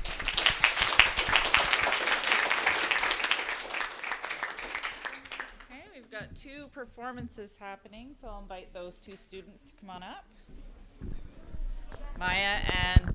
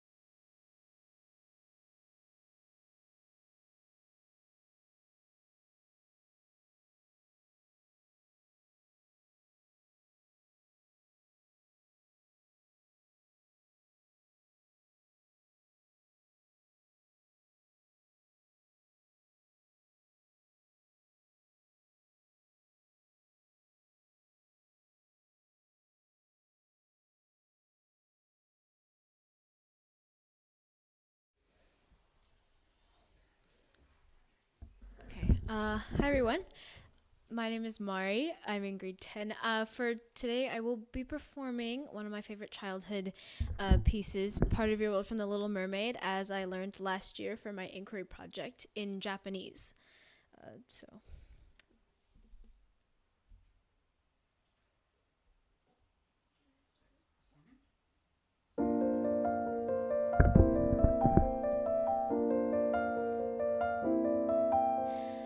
よく見て素敵ねこれでもっと完璧何でも持ってる私はすべて周り中取り囲むなんてたくさんの宝物陸にあるもの全部手に入れた何に使うものかも知らないの名前もねえ栗欲しい20個もあるのだけど足りない何か人間の住む国ってみたいな素敵なダンスそして歩くなんて言った足入れじ遠くへ行けない足がいるは音だり散歩したりどこは歩くんだっけ道歩いて走って日の光浴びながら自由に人間の世界で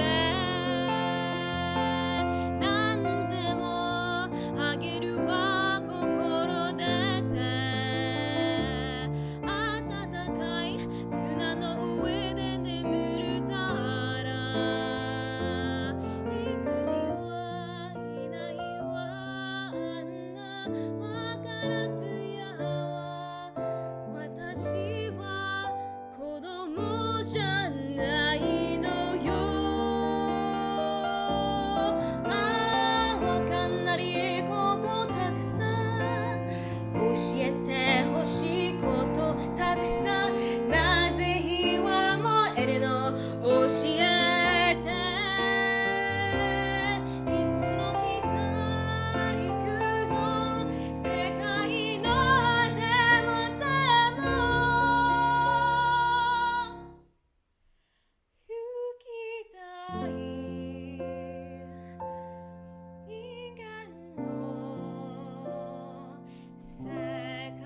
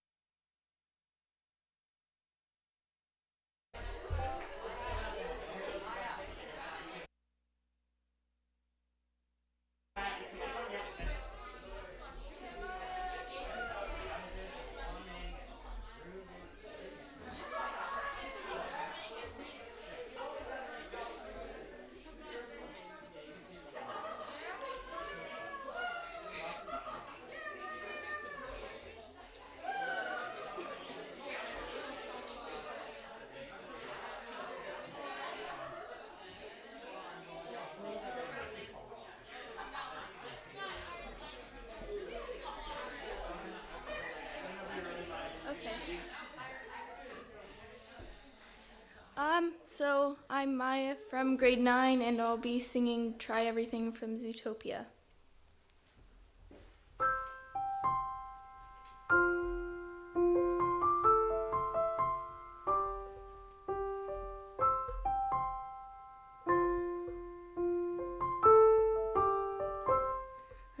messed up tonight. I lost another fight. I lost to myself, but I'll start again. I keep falling down. I keep on hitting the ground, but I always get up to see what's next. Birds don't just fly, they fall down and get up. Nobody learns without getting it wrong. I won't give up, no, I won't give in till I reach the end, and I'll start again. Oh, I won't leave. I wanna try everything. I wanna try even though I could fail. I won't give up, no, I won't give in till I reach the end, and I'll start again. Oh, I won't leave. I wanna try everything. I wanna try even though I could fail. Oh, try everything. Oh, try everything. Oh, try everything.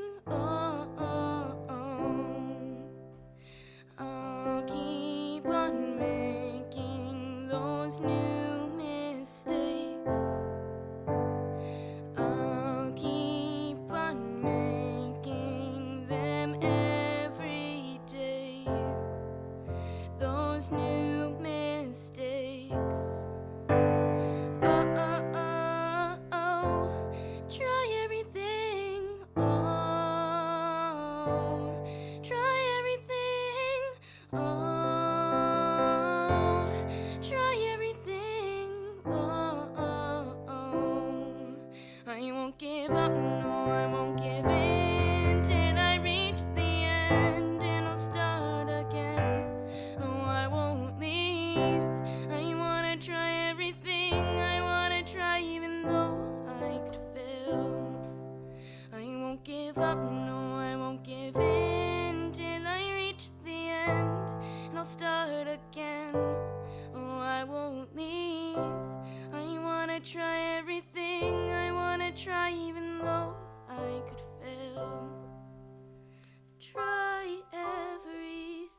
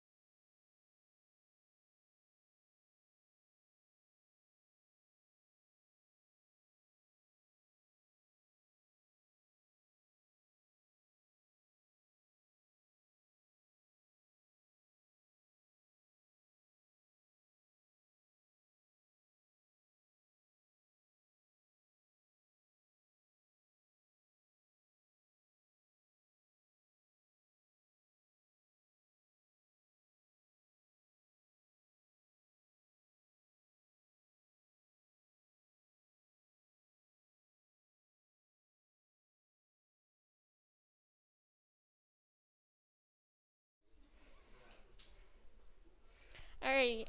So for my third inquiry this year, I decided to learn how to build a model house. So starting with the idea, starting around grade 6, I took an interest in interior design type things. So from there, I took a architecture course where I learned how to draw house plans, so the floor plan, the roof plans, exterior elevations, all of that. And from there, I sort of got inspired to maybe consider becoming a possible contractor of sorts. But the thing about contractors is that contractors need to know how to build houses and what is in a house.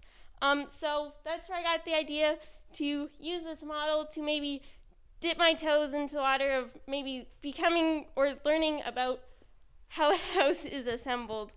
So the plan The plan was to make a house model sort of similar to this one, but with all of the components. So it would have the drywall, the subfloors, the flooring, all of that. It wouldn't be furnished. But another thing I wanted the house to have was a peel back effect. So I wanted you to be able to see all of the layers that I put into the house.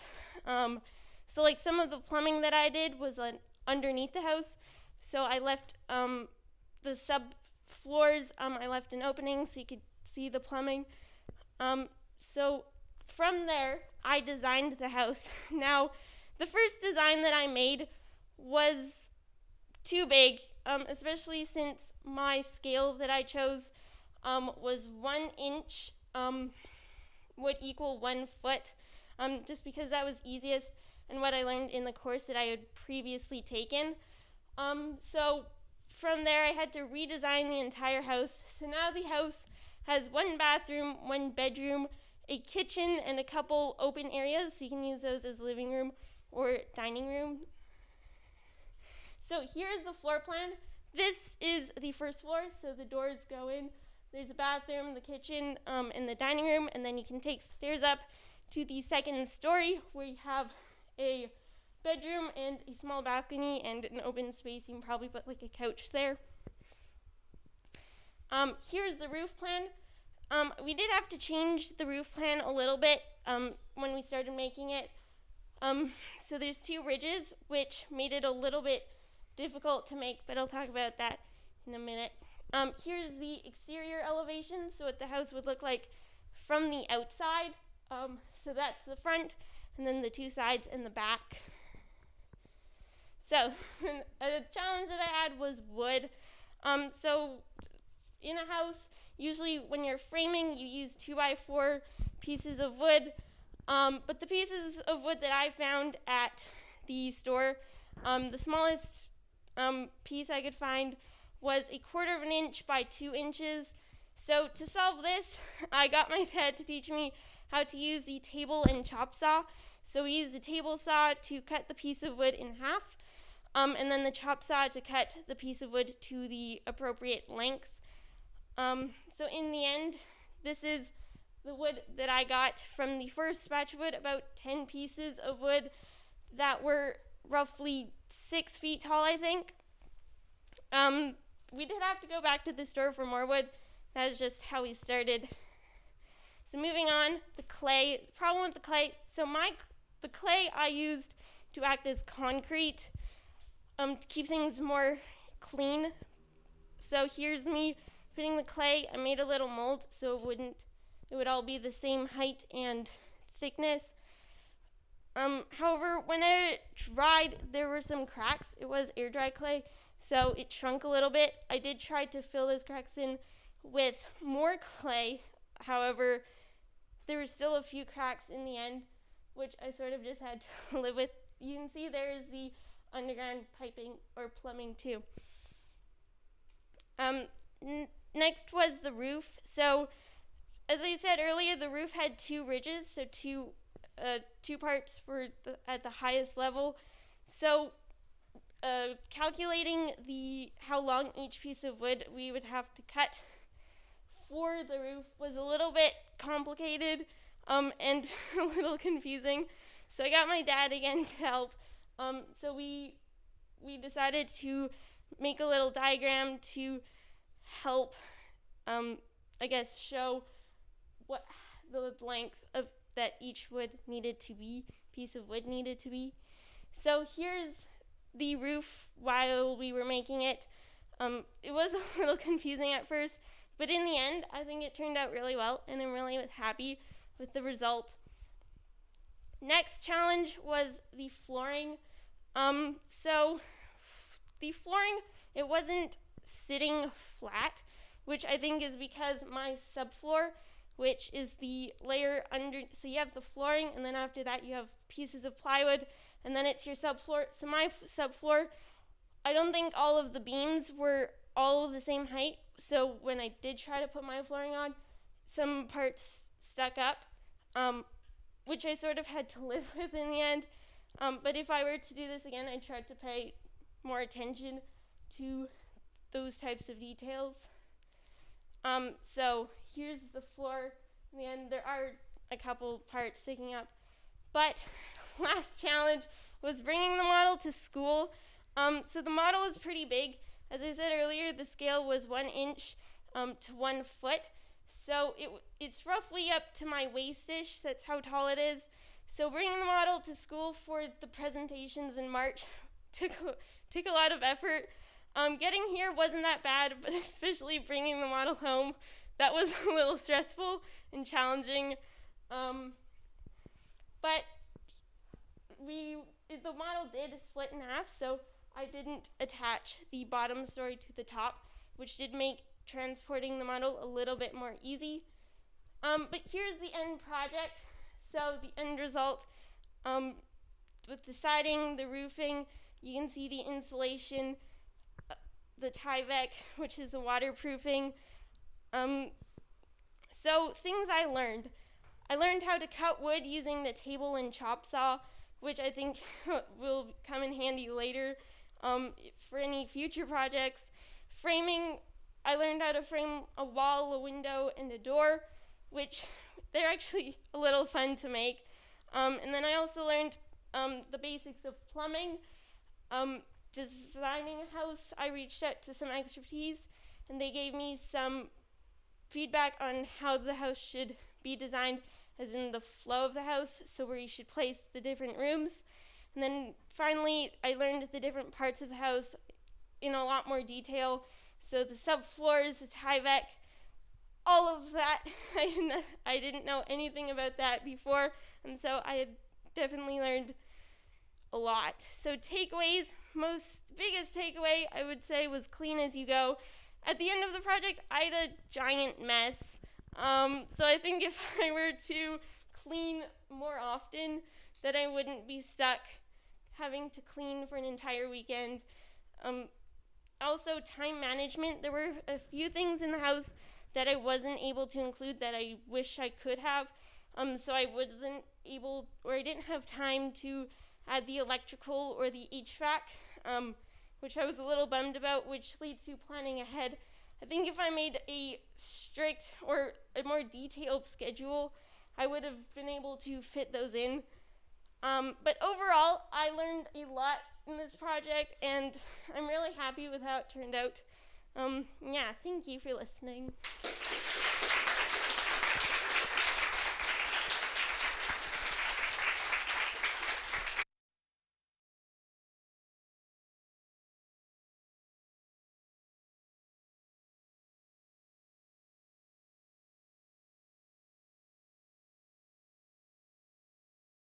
I was also wondering how a bigger scale, obviously some of the details like the plumbing would have to change. How do you know off the top of your head how some of those changes would work? I mean, I don't know all of them, but I mean, the sizes of the materials that you use would have to increase. So like the size of the wood that you get, you'd have to get bigger wood and more of the wood. Also, for example, like the plumbing and the piping, you'd probably have to, I use straws, probably have to get bigger straws, maybe like bubble tea straws. Yeah. Any other comments or questions? Bailey? I think like the thought and detail you have into the house and like the amount of realism kind of built into that is just absolutely amazing. Yeah, thank you. Olin? Will you consider, are you gonna make more of these kind of projects for your future IDSs? Maybe. I've sort of moved from the contracting things to more urban planning idea of things. But maybe. I haven't really thought about it yet.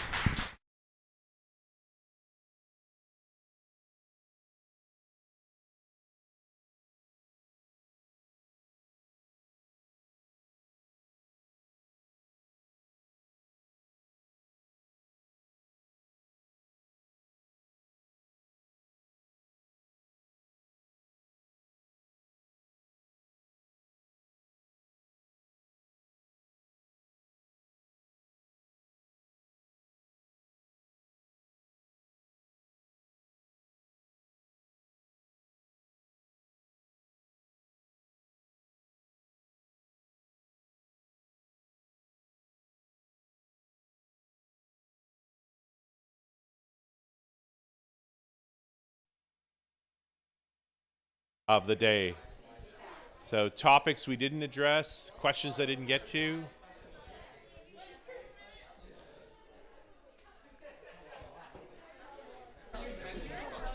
All right, folks, let's see what we get here. First question. Go ahead. All right, so I know you talked a lot about automation of jobs and Yes. how, robots are sort of taking, they're doing tasks humans would otherwise do. I've seen sort of an idea floated around of like an entirely sort of like, how do I put this?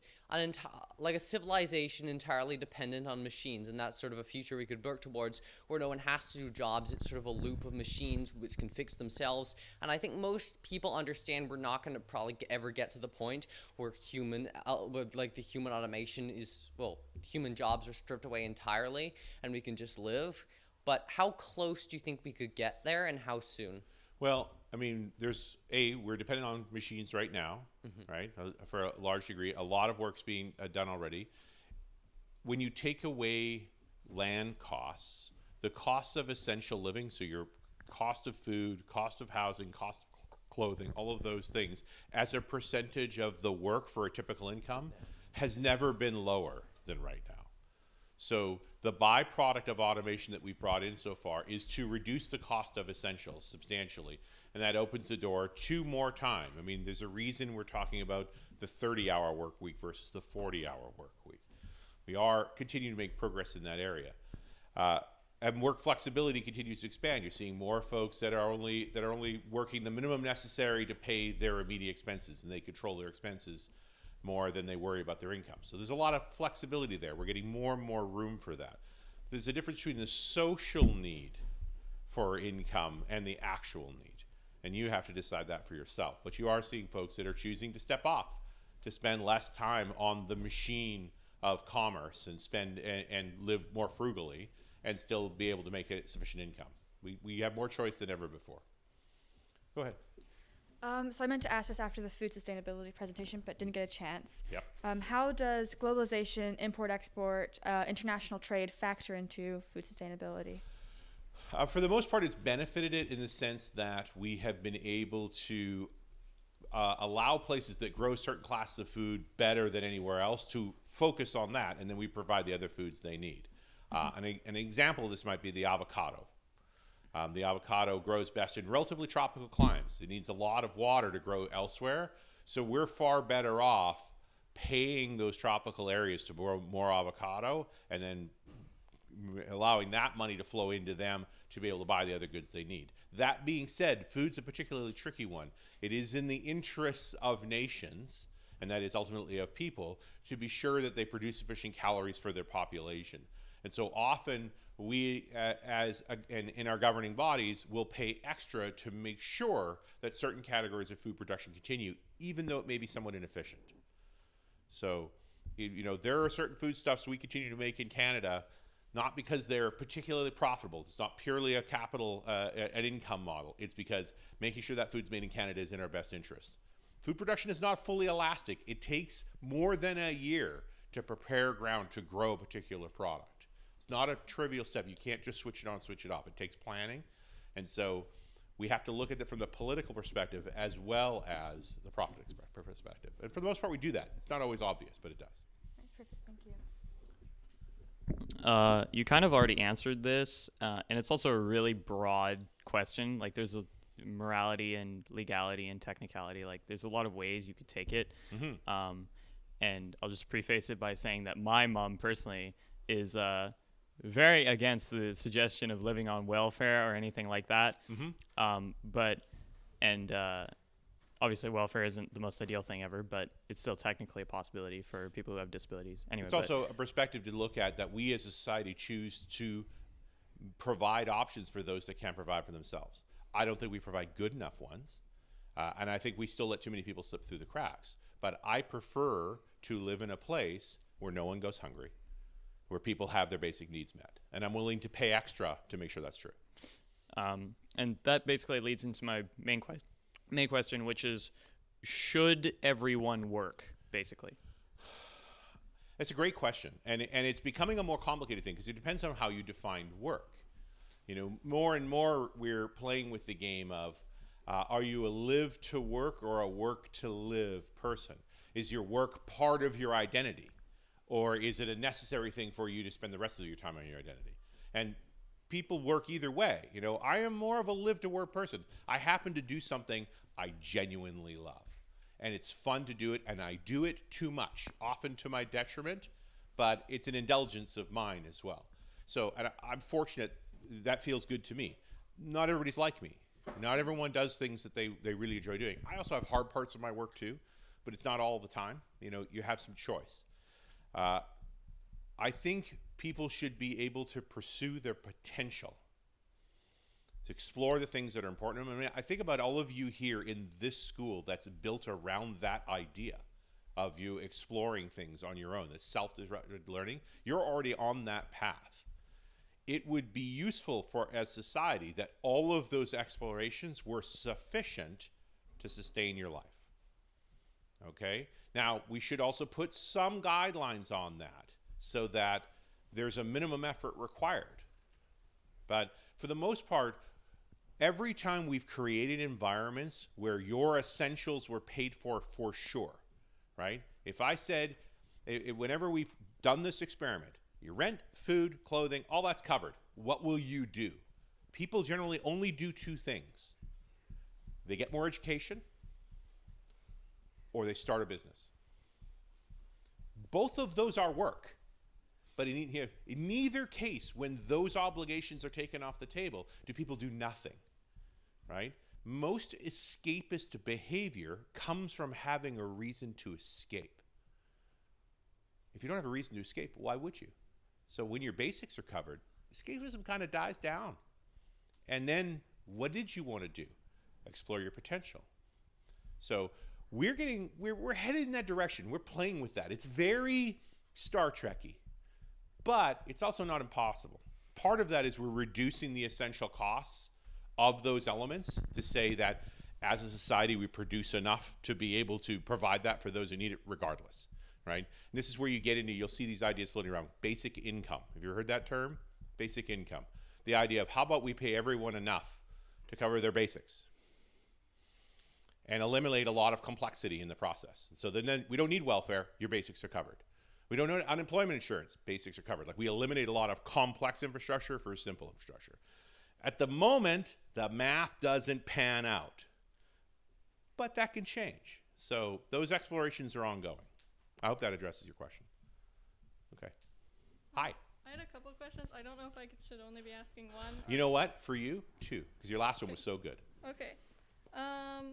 Okay, so I think it was your second presentation, I noticed one of the diagrams had a thing about aerosols for, I think, reflecting sulfur dioxides for increasing albedo. Yes. And so I was wondering about what the effects of that would be on the body, because I know usually intake of aerosols isn't super great overall for health. So where they want to pump this, this is the point of keeping the planet temperature under control by increasing the reflectivity of the planet by putting sulfur dioxides in the troposphere, very high altitude. So you're not going to ever breathe them. You can't breathe up there anyway. There's not enough air. And B, they will disperse before as they come down. So it's not going to have an impact. Okay.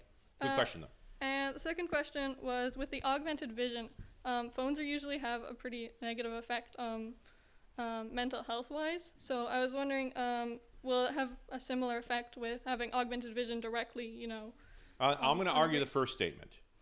Okay. Phones can have a negative effect. It depends on how you use them. Mm-hmm. Now, for better or worse, you're at an age where potentially you're more sensitive to this, okay? In the end, it's only a device. It's what's on it that can potentially cause some problems and how we use it. So there is a whole discussion about using it well, all right? I mean, in theory, we're strapping the phone to our head, which is a little weird looking, but also now you don't have to keep checking your phone. It's literally dropping in front of you. Although in practice, as you get control of this and decide how you want to operate in a continuously connected world, you also choose when to switch off. One would argue when you put your smartphone on your head and it can see what you can see and knows what you know, it becomes a better assistant for you. So now that it's hearing your conversations and knows what appointments to make for you, you don't have to do that. You don't have to keep track of that. It'll do that for you. And it can also be part of a mental health equation of, you are spending too much time on this. Can I help you with that? So we recognize that there are folks that are struggling with continuous connectedness, and that it has to be managed better. So, for me, I'm a computer guy. I have a lot of computers. One of my computers is a quiet computer. It has no pop-ups on it whatsoever. It's where I write and program and build these presentations. And it doesn't have email, and it doesn't have messaging. It doesn't have any of those things, because it's where I get to focus. So I've crafted a space for me to think. I have noisy machines right beside them. I just don't look at them while I'm writing. So you can make a mentally well space to go. But are you asking me, can I make you crazier with AR than I can with your phone? Oh yeah, I could. There was a game, I don't think it exists anymore, called Run Zombies. Did you ever hear of this? So it was an exercise program. You fired it up, it knew your map, and you'd go on your run, and it would be putting audio into your ear about zombies chasing you. Right? So it was literally hacking your brain to make you run further and faster as a game, because that's fun for some people. There's an app on the HoloLens that's an alien invasion game. So the HoloLens can see the environment that you're in, okay? It can see the walls. It recognizes what's a table, what's a chair. And so one of the things that's cool about a HoloLens is I could open a window for a video, and I can stick it to a wall, and I can turn away from it, and the audio is still correct. It tells me it's over there. When I look back, it's still stuck there. In this game, cracks would appear on the wall, and then an alien would pop out. And then you had to shoot it with your finger. Pooh. And then you'd hear it from behind, and when you turned around, that wall was cracking too. You can make people pretty crazy with technology like this, but it's literally adding to your environment. When it came out of my table, it was a particularly interesting moment, but it was a game. But you start to experience, like, what would it be like to be in your environment and have your environment altered by the software? Could it be used for evil? Yeah. So can most good technologies. It's up to us to use it well. Great question. Thank you. Trevor. Yeah, that's everybody, me. hand for Trevor. He's made the audio great all day today. Thank you, man. And don't forget my partner, Trevor. Other Trevor. Video Trevor.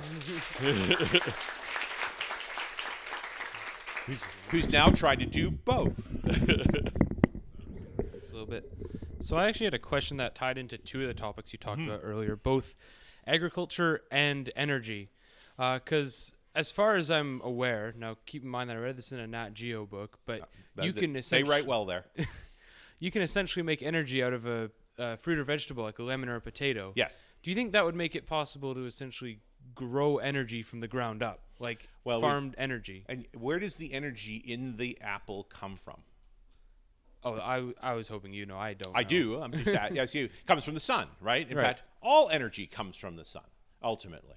And so the reason there's electrical potential in an apple is that an apple is acidic. And when we insert an anode and a cathode into it that flexes that acidity, it actually releases electrons from the atoms inside that apple and creates a small electrical potential. It's very, very small. The amount of energy it takes to grow the apple is vastly more than the energy we can extract from it in that method. So there are better ways. So I assume we won't be seeing potato-powered energy plants anytime soon. No, but you can make a little clock or something out of potato for a while till the potato dries out, right? Yeah. Once it's dry, then it doesn't work anymore. All right. Good to know. Fun Thank question. you. Yeah.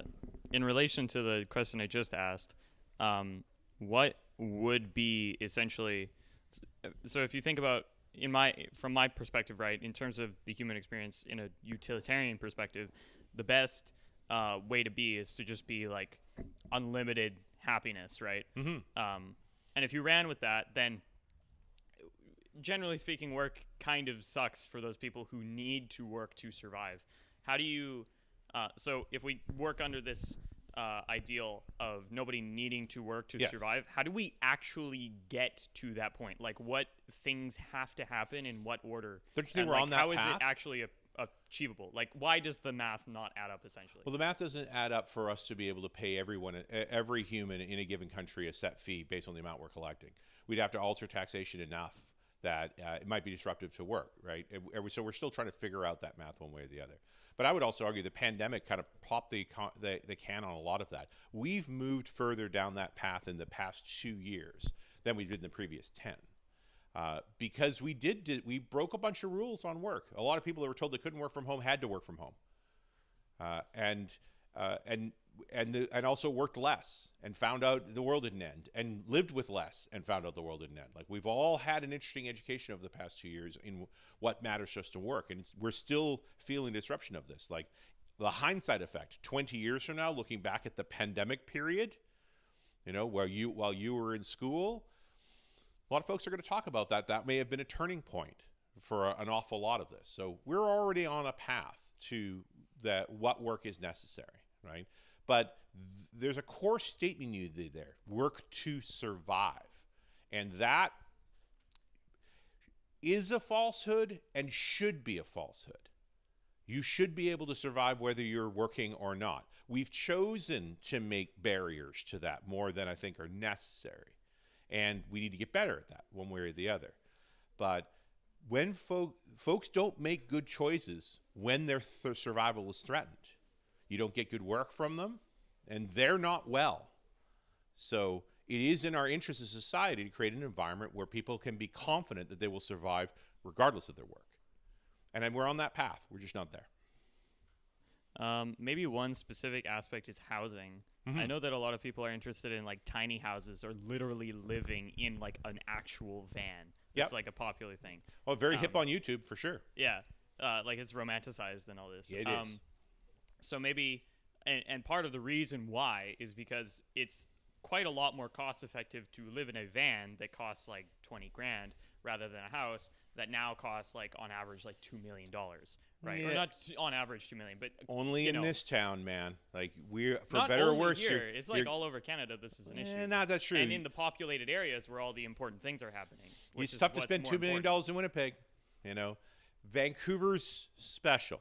But mostly what I want to say is just even if it's localized to just here, yes.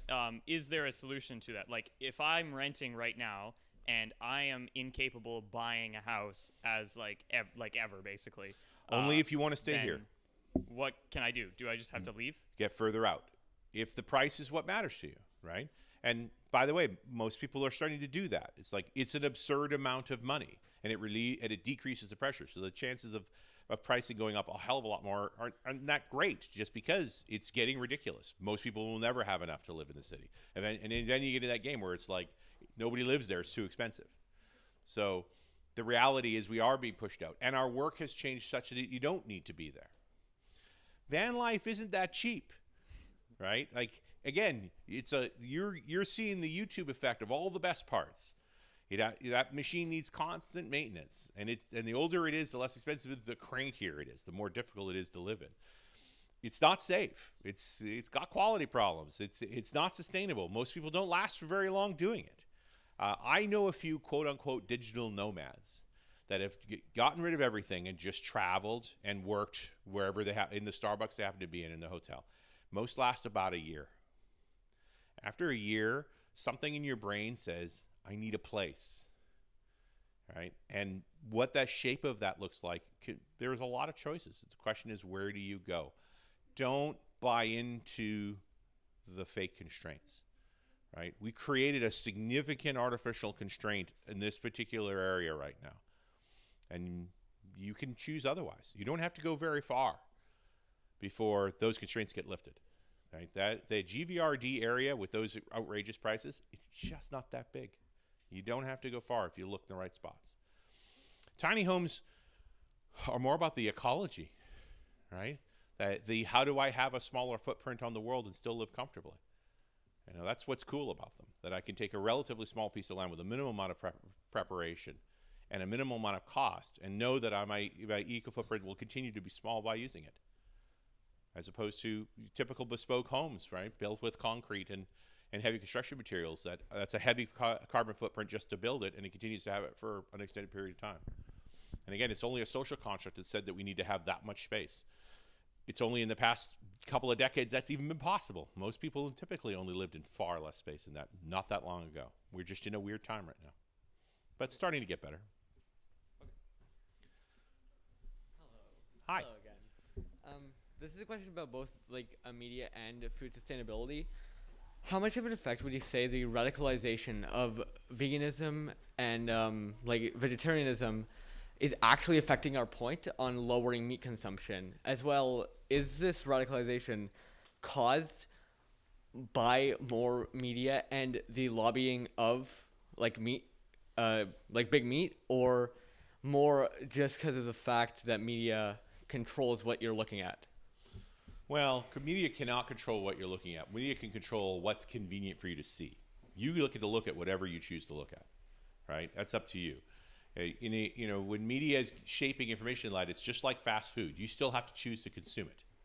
And if you choose not to, then you're not going to be affected by it, and they become less effective. Who's paying PETA?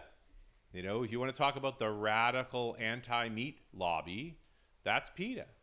Do you think the meat industry is paying for them? I mean, they're swinging back, and I appreciate that they exist. We need to anchor over there to have a spectrum to live within, right? We want someone over there saying, here's how far you can go.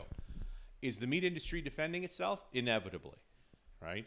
They make a lot of money making cows at hard scale, and it's hard for individuals and even individual organizations to fight that. That's why regulation is a better way to go.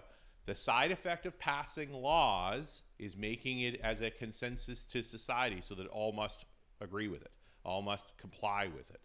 We can insist on a better meat industry. And largely in Canada, we've started to. A lot of the feedlot behaviors and so forth you see in the US, they're not permitted here. I mean, it's not good meat.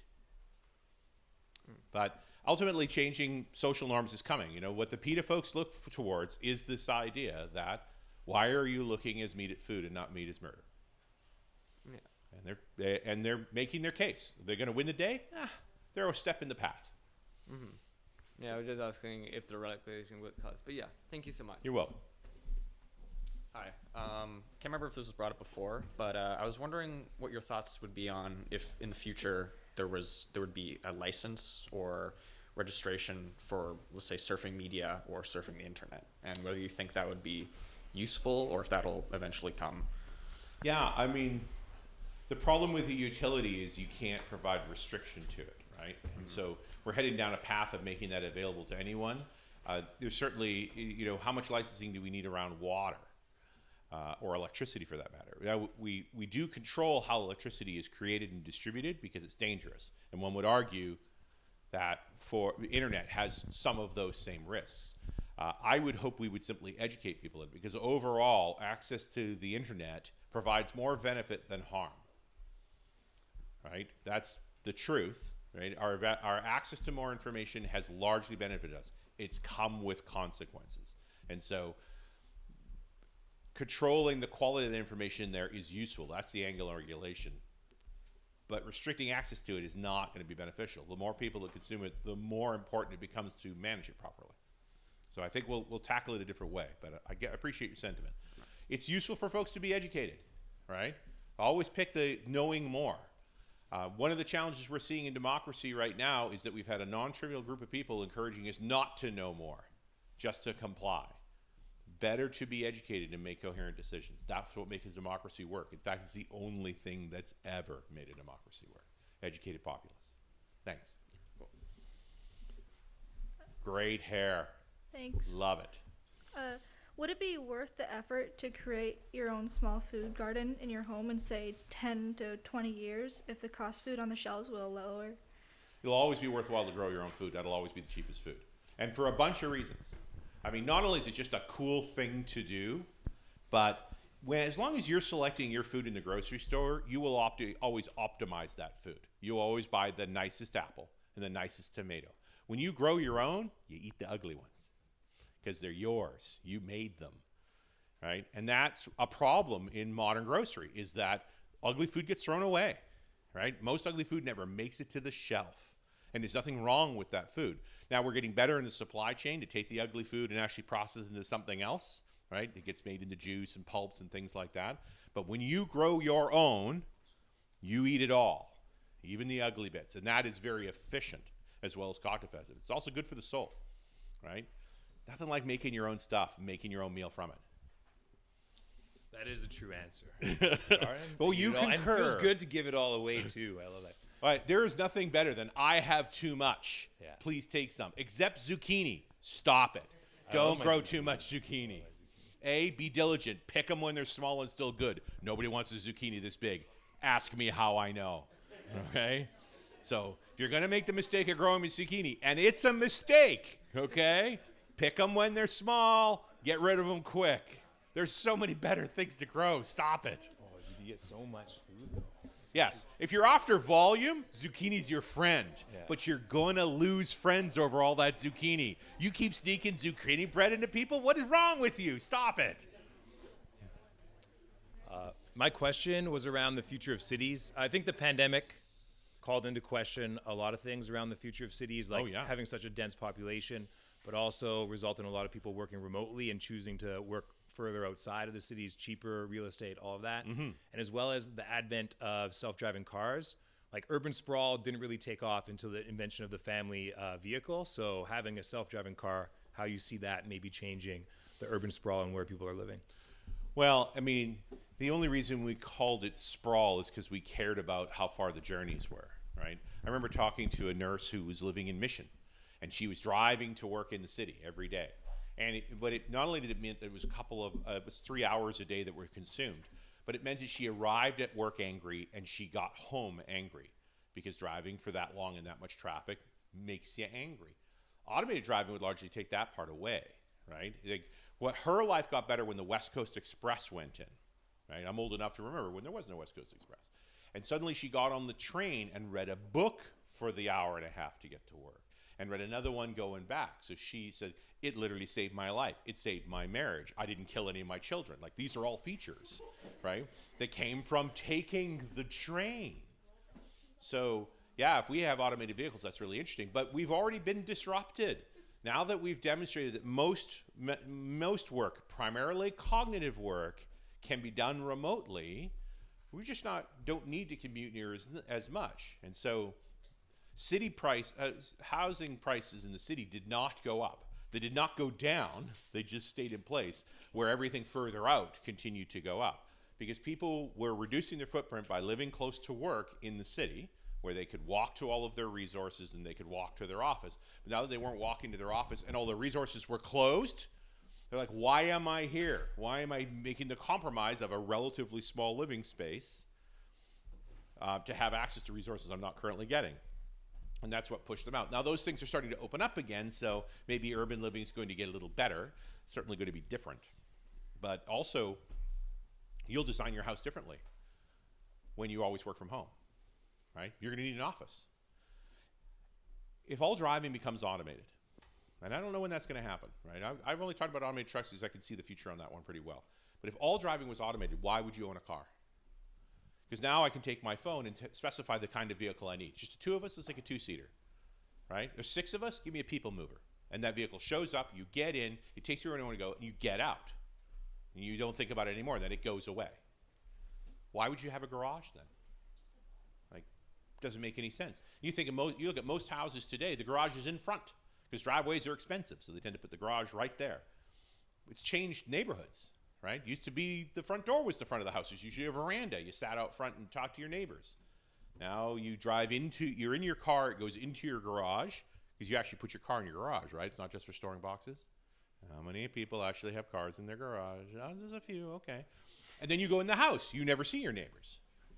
So, but if it's an automated vehicle, you'd be getting out on the street side and walking into your house. Maybe you'd actually communicate more. So, yeah, it's going to be interesting. Here's a weird one. This is a decision you'll likely have to make. Do I put my child in a car to send them to school? Automated, by themselves. Because why do you need to go? You've got the phone. You call up the car to take them to school. You get in, you put them in there. That car's not going to stop until they get to school. Then they're going to get out. You good with that? That's a fun one to think about. Think it's going to happen a lot. Sounds like a school bus.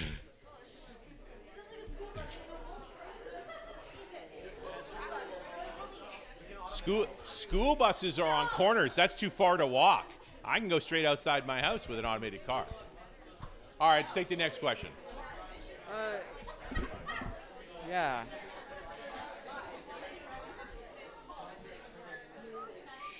All right. Yeah, there we go. Yeah, I had a question that I was gonna ask in the like electricity and sustainability part of your talk, but we didn't have enough time to get around to it. Sorry. No, not your fault, obviously. I'm Canadian. Me too. Yeah. Surprisingly. It's contagious. Yeah, I wanted to know whereas the grid system, like a full public electrical grid, is already established, do you think that the personal systems like the solar panels or the fission reactors, like, do you think that they would be a better alternative to a grid system, like a personalized electrical?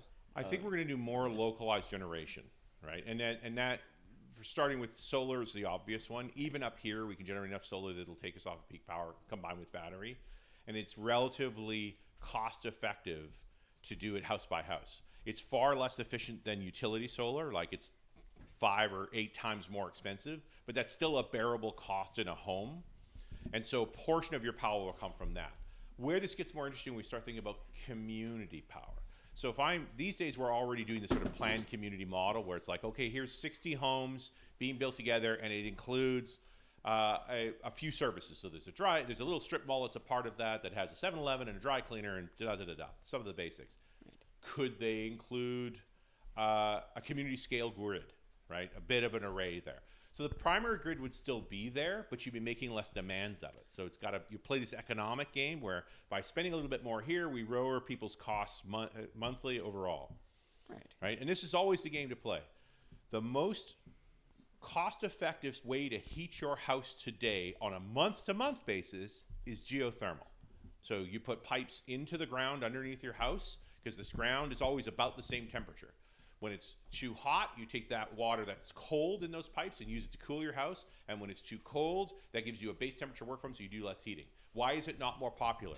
Because it's really expensive to install, right? So we play this game of I'm willing to spend more month to month to decrease the upfront expenditure versus I'm willing to spend more long term.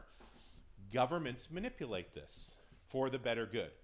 The most cost-effective heating system for your house in this town right now is a gas furnace, right? Natural gas is very inexpensive. It's already piped to your house. The furnaces are extremely efficient, but they emit CO2. And you've heard it on the radio and television, the push for heat pumps, including subsidies. If you are willing to get rid of your gas furnace, replace it with a heat pump, essentially the government's offering to pay off the difference because they're trying to reduce the carbon footprint for us. So a heat pump's a more expensive way to heat and cool your house than a gas furnace and an air conditioner. But it has better environmental impact. So we've chosen, again, as a society, to do that. We can keep going down those paths. Okay. Yep. Thanks. You're welcome. I mean, about the whole self-driving cars thing, yeah. I don't see why that provides a significant benefit over the public transit that we already have in urban areas like Vancouver.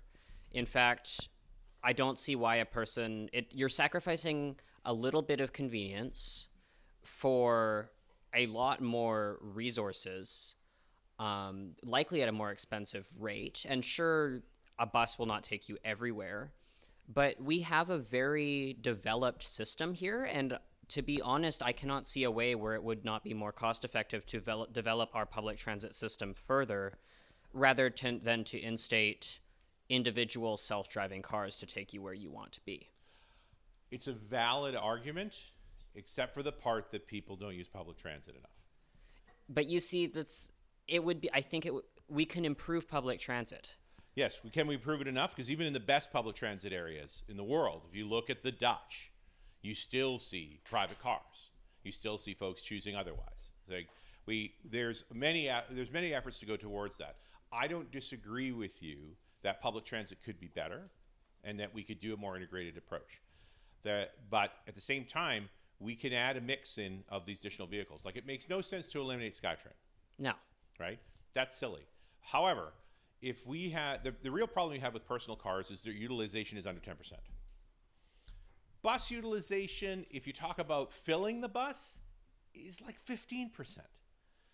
If you're tailoring the individual vehicles and you're using them on multiple people over and over again, the utilization is way higher. One of the most efficient vehicles possible in terms of utilization is a taxi, because they take a lot of trips in a given period of time.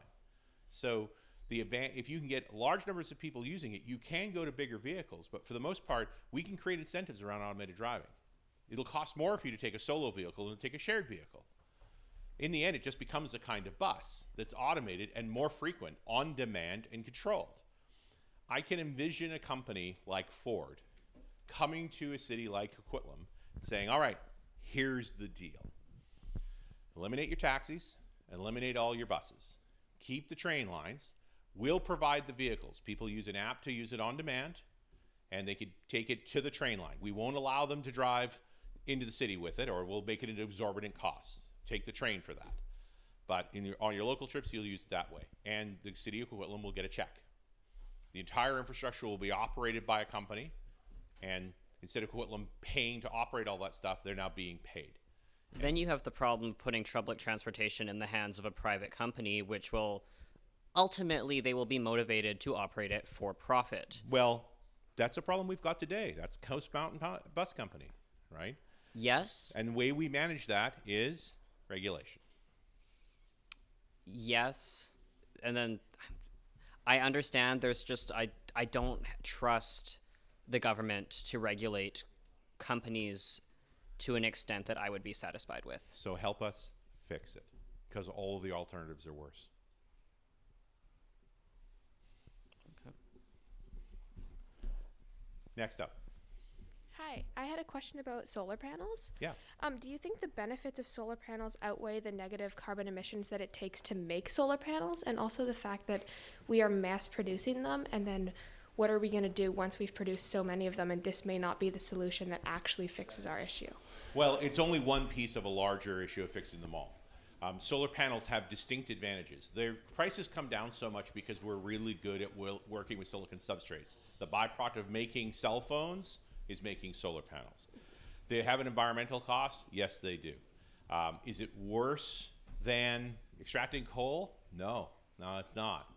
Are we, playing with a resource that's somewhat limited? Not really. The whole conversation about us running out of silicon means running out of this planet. It's one of the most plentiful materials on the planet. What is the issue is cheap silicon, easily extracted silicon. And there's an advantage to the cheap silicon getting used up. It encourages us to recycle silicon we already have. So it is hard to recycle solar panels, but it's not impossible. But the incentives aren't there right now. It costs more to recycle a solar panel than it is to make a new one. That will change over time. Scaling it, which will ultimately increase the cost as the inexpensive materials get used up, will get us into a place where we tend to recycle them more. Thank you. You're welcome.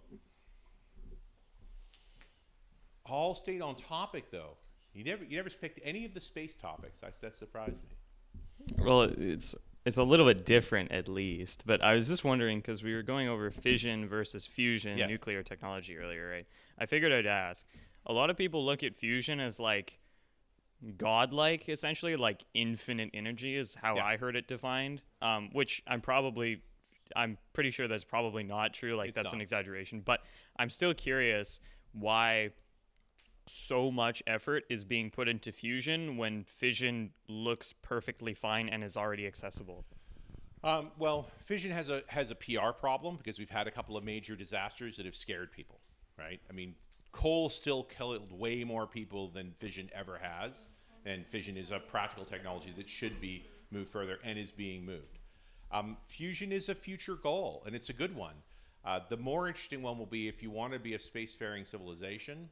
Fusion makes for a heck of a good power plant for spacecraft. So part of maturing fusion is the other applications of it. So it's still a ways away. And again, if I only got so many dollars to spend to try and address climate change, fusion's low on the list. I would pick small modular nuclear reactors as carbon-free power sources before I'd worry about trying to mature fusion further. And then one more thing is, so there's like some people who want to like live off grid. Yeah. Right. And I was curious, actually, would it like be possible? Maybe like there's regulations and stuff here, but if you wanted to, even in an urban environment, would it be possible to basically just like collect your own rainwater and stuff and just like completely isolate yourself from all of the infrastructure that's mostly necessary and just like kind of live in your own island within a city or something like that? Is that actually reasonable? I mean, you're going to get into trouble in the city because we have regulated land there, and land use is important. And lots of people try and live off grid. The big thing you'll find with folks who've actually done it is how much of your day is dedicated to operating your infrastructure, right? We take for granted the fact that our electrical outlets always work and that water comes out of the taps. But when it's your infrastructure, that's up to you. And economies of scale matter. There are relatively few people in the GVRD that work on supplying us water. It's a few hundred for millions. You don't get that ratio when you're doing that stuff yourself. But yeah, you're not gonna be able to pull it off in the city because the city has strict rules of how to use land, because land has value, and we've created laws around that. So you're gonna have trouble with that. See every homeless encampment. But if you wanna go further out, you can experiment with it. Just remember there's overhead, right? There's a reason the bulk of us moved to, the bulk of society moved into cities. It was the way to get to do the most things you wanted to do, actually, because a lot of your basics like clean water and sewage and things were taken care of. Okay. On the topic of nuclear fusion's PR problem, do you think fission's problem? Sorry, yes. I mean, fusion's problem is that it doesn't work, which is a real problem. Yeah. On the topic of nuclear fission's PR problem, do you think that popular media, things like The Simpsons, has negatively affected the way people see fission? Well, you know, Bart's persisted for a long time, and he's made, you know, operating a nuclear power plant part of the problem. The question is, does popular media reflect us, or do we reflect popular media? And that's Marshall McLuhan's line, right? First we made the media, then the media made us. So first there was a problem before it could be made into a joke. And there have been problems with fission. And the fission community has had a tough time overcoming them because radiation is scary. So I do a set of podcasts called Geek Outs on these kinds of topics. And I did an entire hour just on nuclear accidents. And the way I described the harm in the nuclear accidents was in banana units. Because every banana is radioactive. It has phosphorus in it, and it emits a certain amount of radiation. And now it's pretty hard to kill yourself with bananas, but if you really want to try, you can kill yourself with radiation with somewhere in the neighborhood of 15 million bananas. Now, if you have 50 million bananas, you have another set of problems. But we use the banana metric, A, because it's slightly funny, and B, because it helps us understand what serious radiation is. We talked about how much radiation you get flying in an airplane. It's like 150 bananas worth. Right? I mean, airline pilots are limited to the number of hours they can fly per year because of radiation at altitude. Granite countertops are radioactive. Granite naturally emits neutrons all of the time. It's in the banana range, but it exists. But when you talk about the core of Chernobyl that was blown all over Pripyat when it exploded, those are hundreds of millions of bananas in chunks of granite, in chunks of graphite. Like, that was a bad day. Out of curiosity, how many bananas per second is a microwave? Yeah, quite a few. The energy level on microwaves is relatively low, so it doesn't kick neutrons off particularly well. I mean, it's microwaves, right? The trick on a microwave, the reason it works, is that the frequency of the microwave, which is about 2.2 gigahertz, is the resonant frequency of water. So when it strikes water, it tends to make the water vibrate, and that's how it creates heat. So you don't really get radiation harm if you choose to manipulate a microwave that way, but you will get burns because you've got a lot of water in you. Okay. How many bananas per second is an X-ray machine? An X-ray machine? It's about several hundred. Cool. Yeah, they're much lower than they used to be. Okay, last question. I can't remember my fucking question. Oh, here. I know my question. Okay, so as a society, just in general, like, obviously we have the internet, and it's probably safe to say that the generation now is going to be substantially more informed, roughly speaking, just by nature of being surrounded by, like, high some amount of information, like Yes. literally all the time. And right? hopefully we get the skills to actually cull the wheat from the chaff. Yeah. But I'm wondering, will that actually kind of change like how we look at problem solving on a macro scale? Like I'll give you an example. I was just thinking the other day, like in the pursuit of curing cancer, essentially, or any other like vicious disease of that nature, right? Usually we look at it as like a symptomatic problem. Like you get a cut, you put a bandage on, right? But there's another solution to that problem, which is to not get the cut in the first place, right? Mm-hmm. So instead of bandaging problems, you just prevent them from happening in the first place. These are like two different ways of going about a problem, and arguably they're both necessary. But I would just say that you could, for the example of curing cancer, you could focus on curing cancer after it's already happened, or you could focus on not smoking, or you could focus on taking care of your health. Like if you worked on innovation in X-ray technology to make X-rays less dangerous or less harmful, right? And you made it cheap, really cheap to do, like get an X-ray machine, you could have everybody X-raying themselves every day in the morning and just seeing what is going on with their health. And then from there, you'd be able to just tell if you have cancer, and then you would be able to treat it immediately. And these are like different ways of going about the problem. And I guess my question, this is a really specific example, but it could apply to a lot of different topics. I was just wondering, do you think it'll be more prevention that society will focus on in general, or will it be more Band-Aid solutions? I mean, we're prone to Band-Aid solutions. More prevention is coming. You can buy a toilet today in Japan that analyzes your urine every time you flush. And it will give you precursor warnings for things like diabetes and urinary tract disease and things like that. Like, yeah, we're kind of heading down that. The instrumented life is already a thing, right? I'm wearing a Fitbit. I generally keep track of how well I'm sleeping. I travel enough that I'm perpetually jet lagged, and so quality of sleep for me is something that needs to be measured. The modern Apple iWatch now will actually warn you if you're having a defibrillation, you're having problems with your heart. It'll kick up messages about that. So we are providing more preventative mechanisms. I wouldn't go X-ray, I'd go more functional MRI. But that does mean you need to have a liquid helium cooled magnetic coil in your house. X-ray was a bad example. Little tricky, yeah. But I get your point. And look, we're doing it, right? We are instrumenting ourselves more, which makes it easier for us to do more preventative work. But people tend to only worry about problems when they actually become problems. The abstract of that might be a problem someday is hard. We do limit access to certain products and put pressure on things like smoking and nitrified meats because we see the cancer risks that exist in them. So as a society, we're pressing against those things because it actually decreases the load on our healthcare system. And the longer people live, the more good things they do. Good question. Did you have fun today? Useful? I'm glad. I had a really great time. Thank you so much.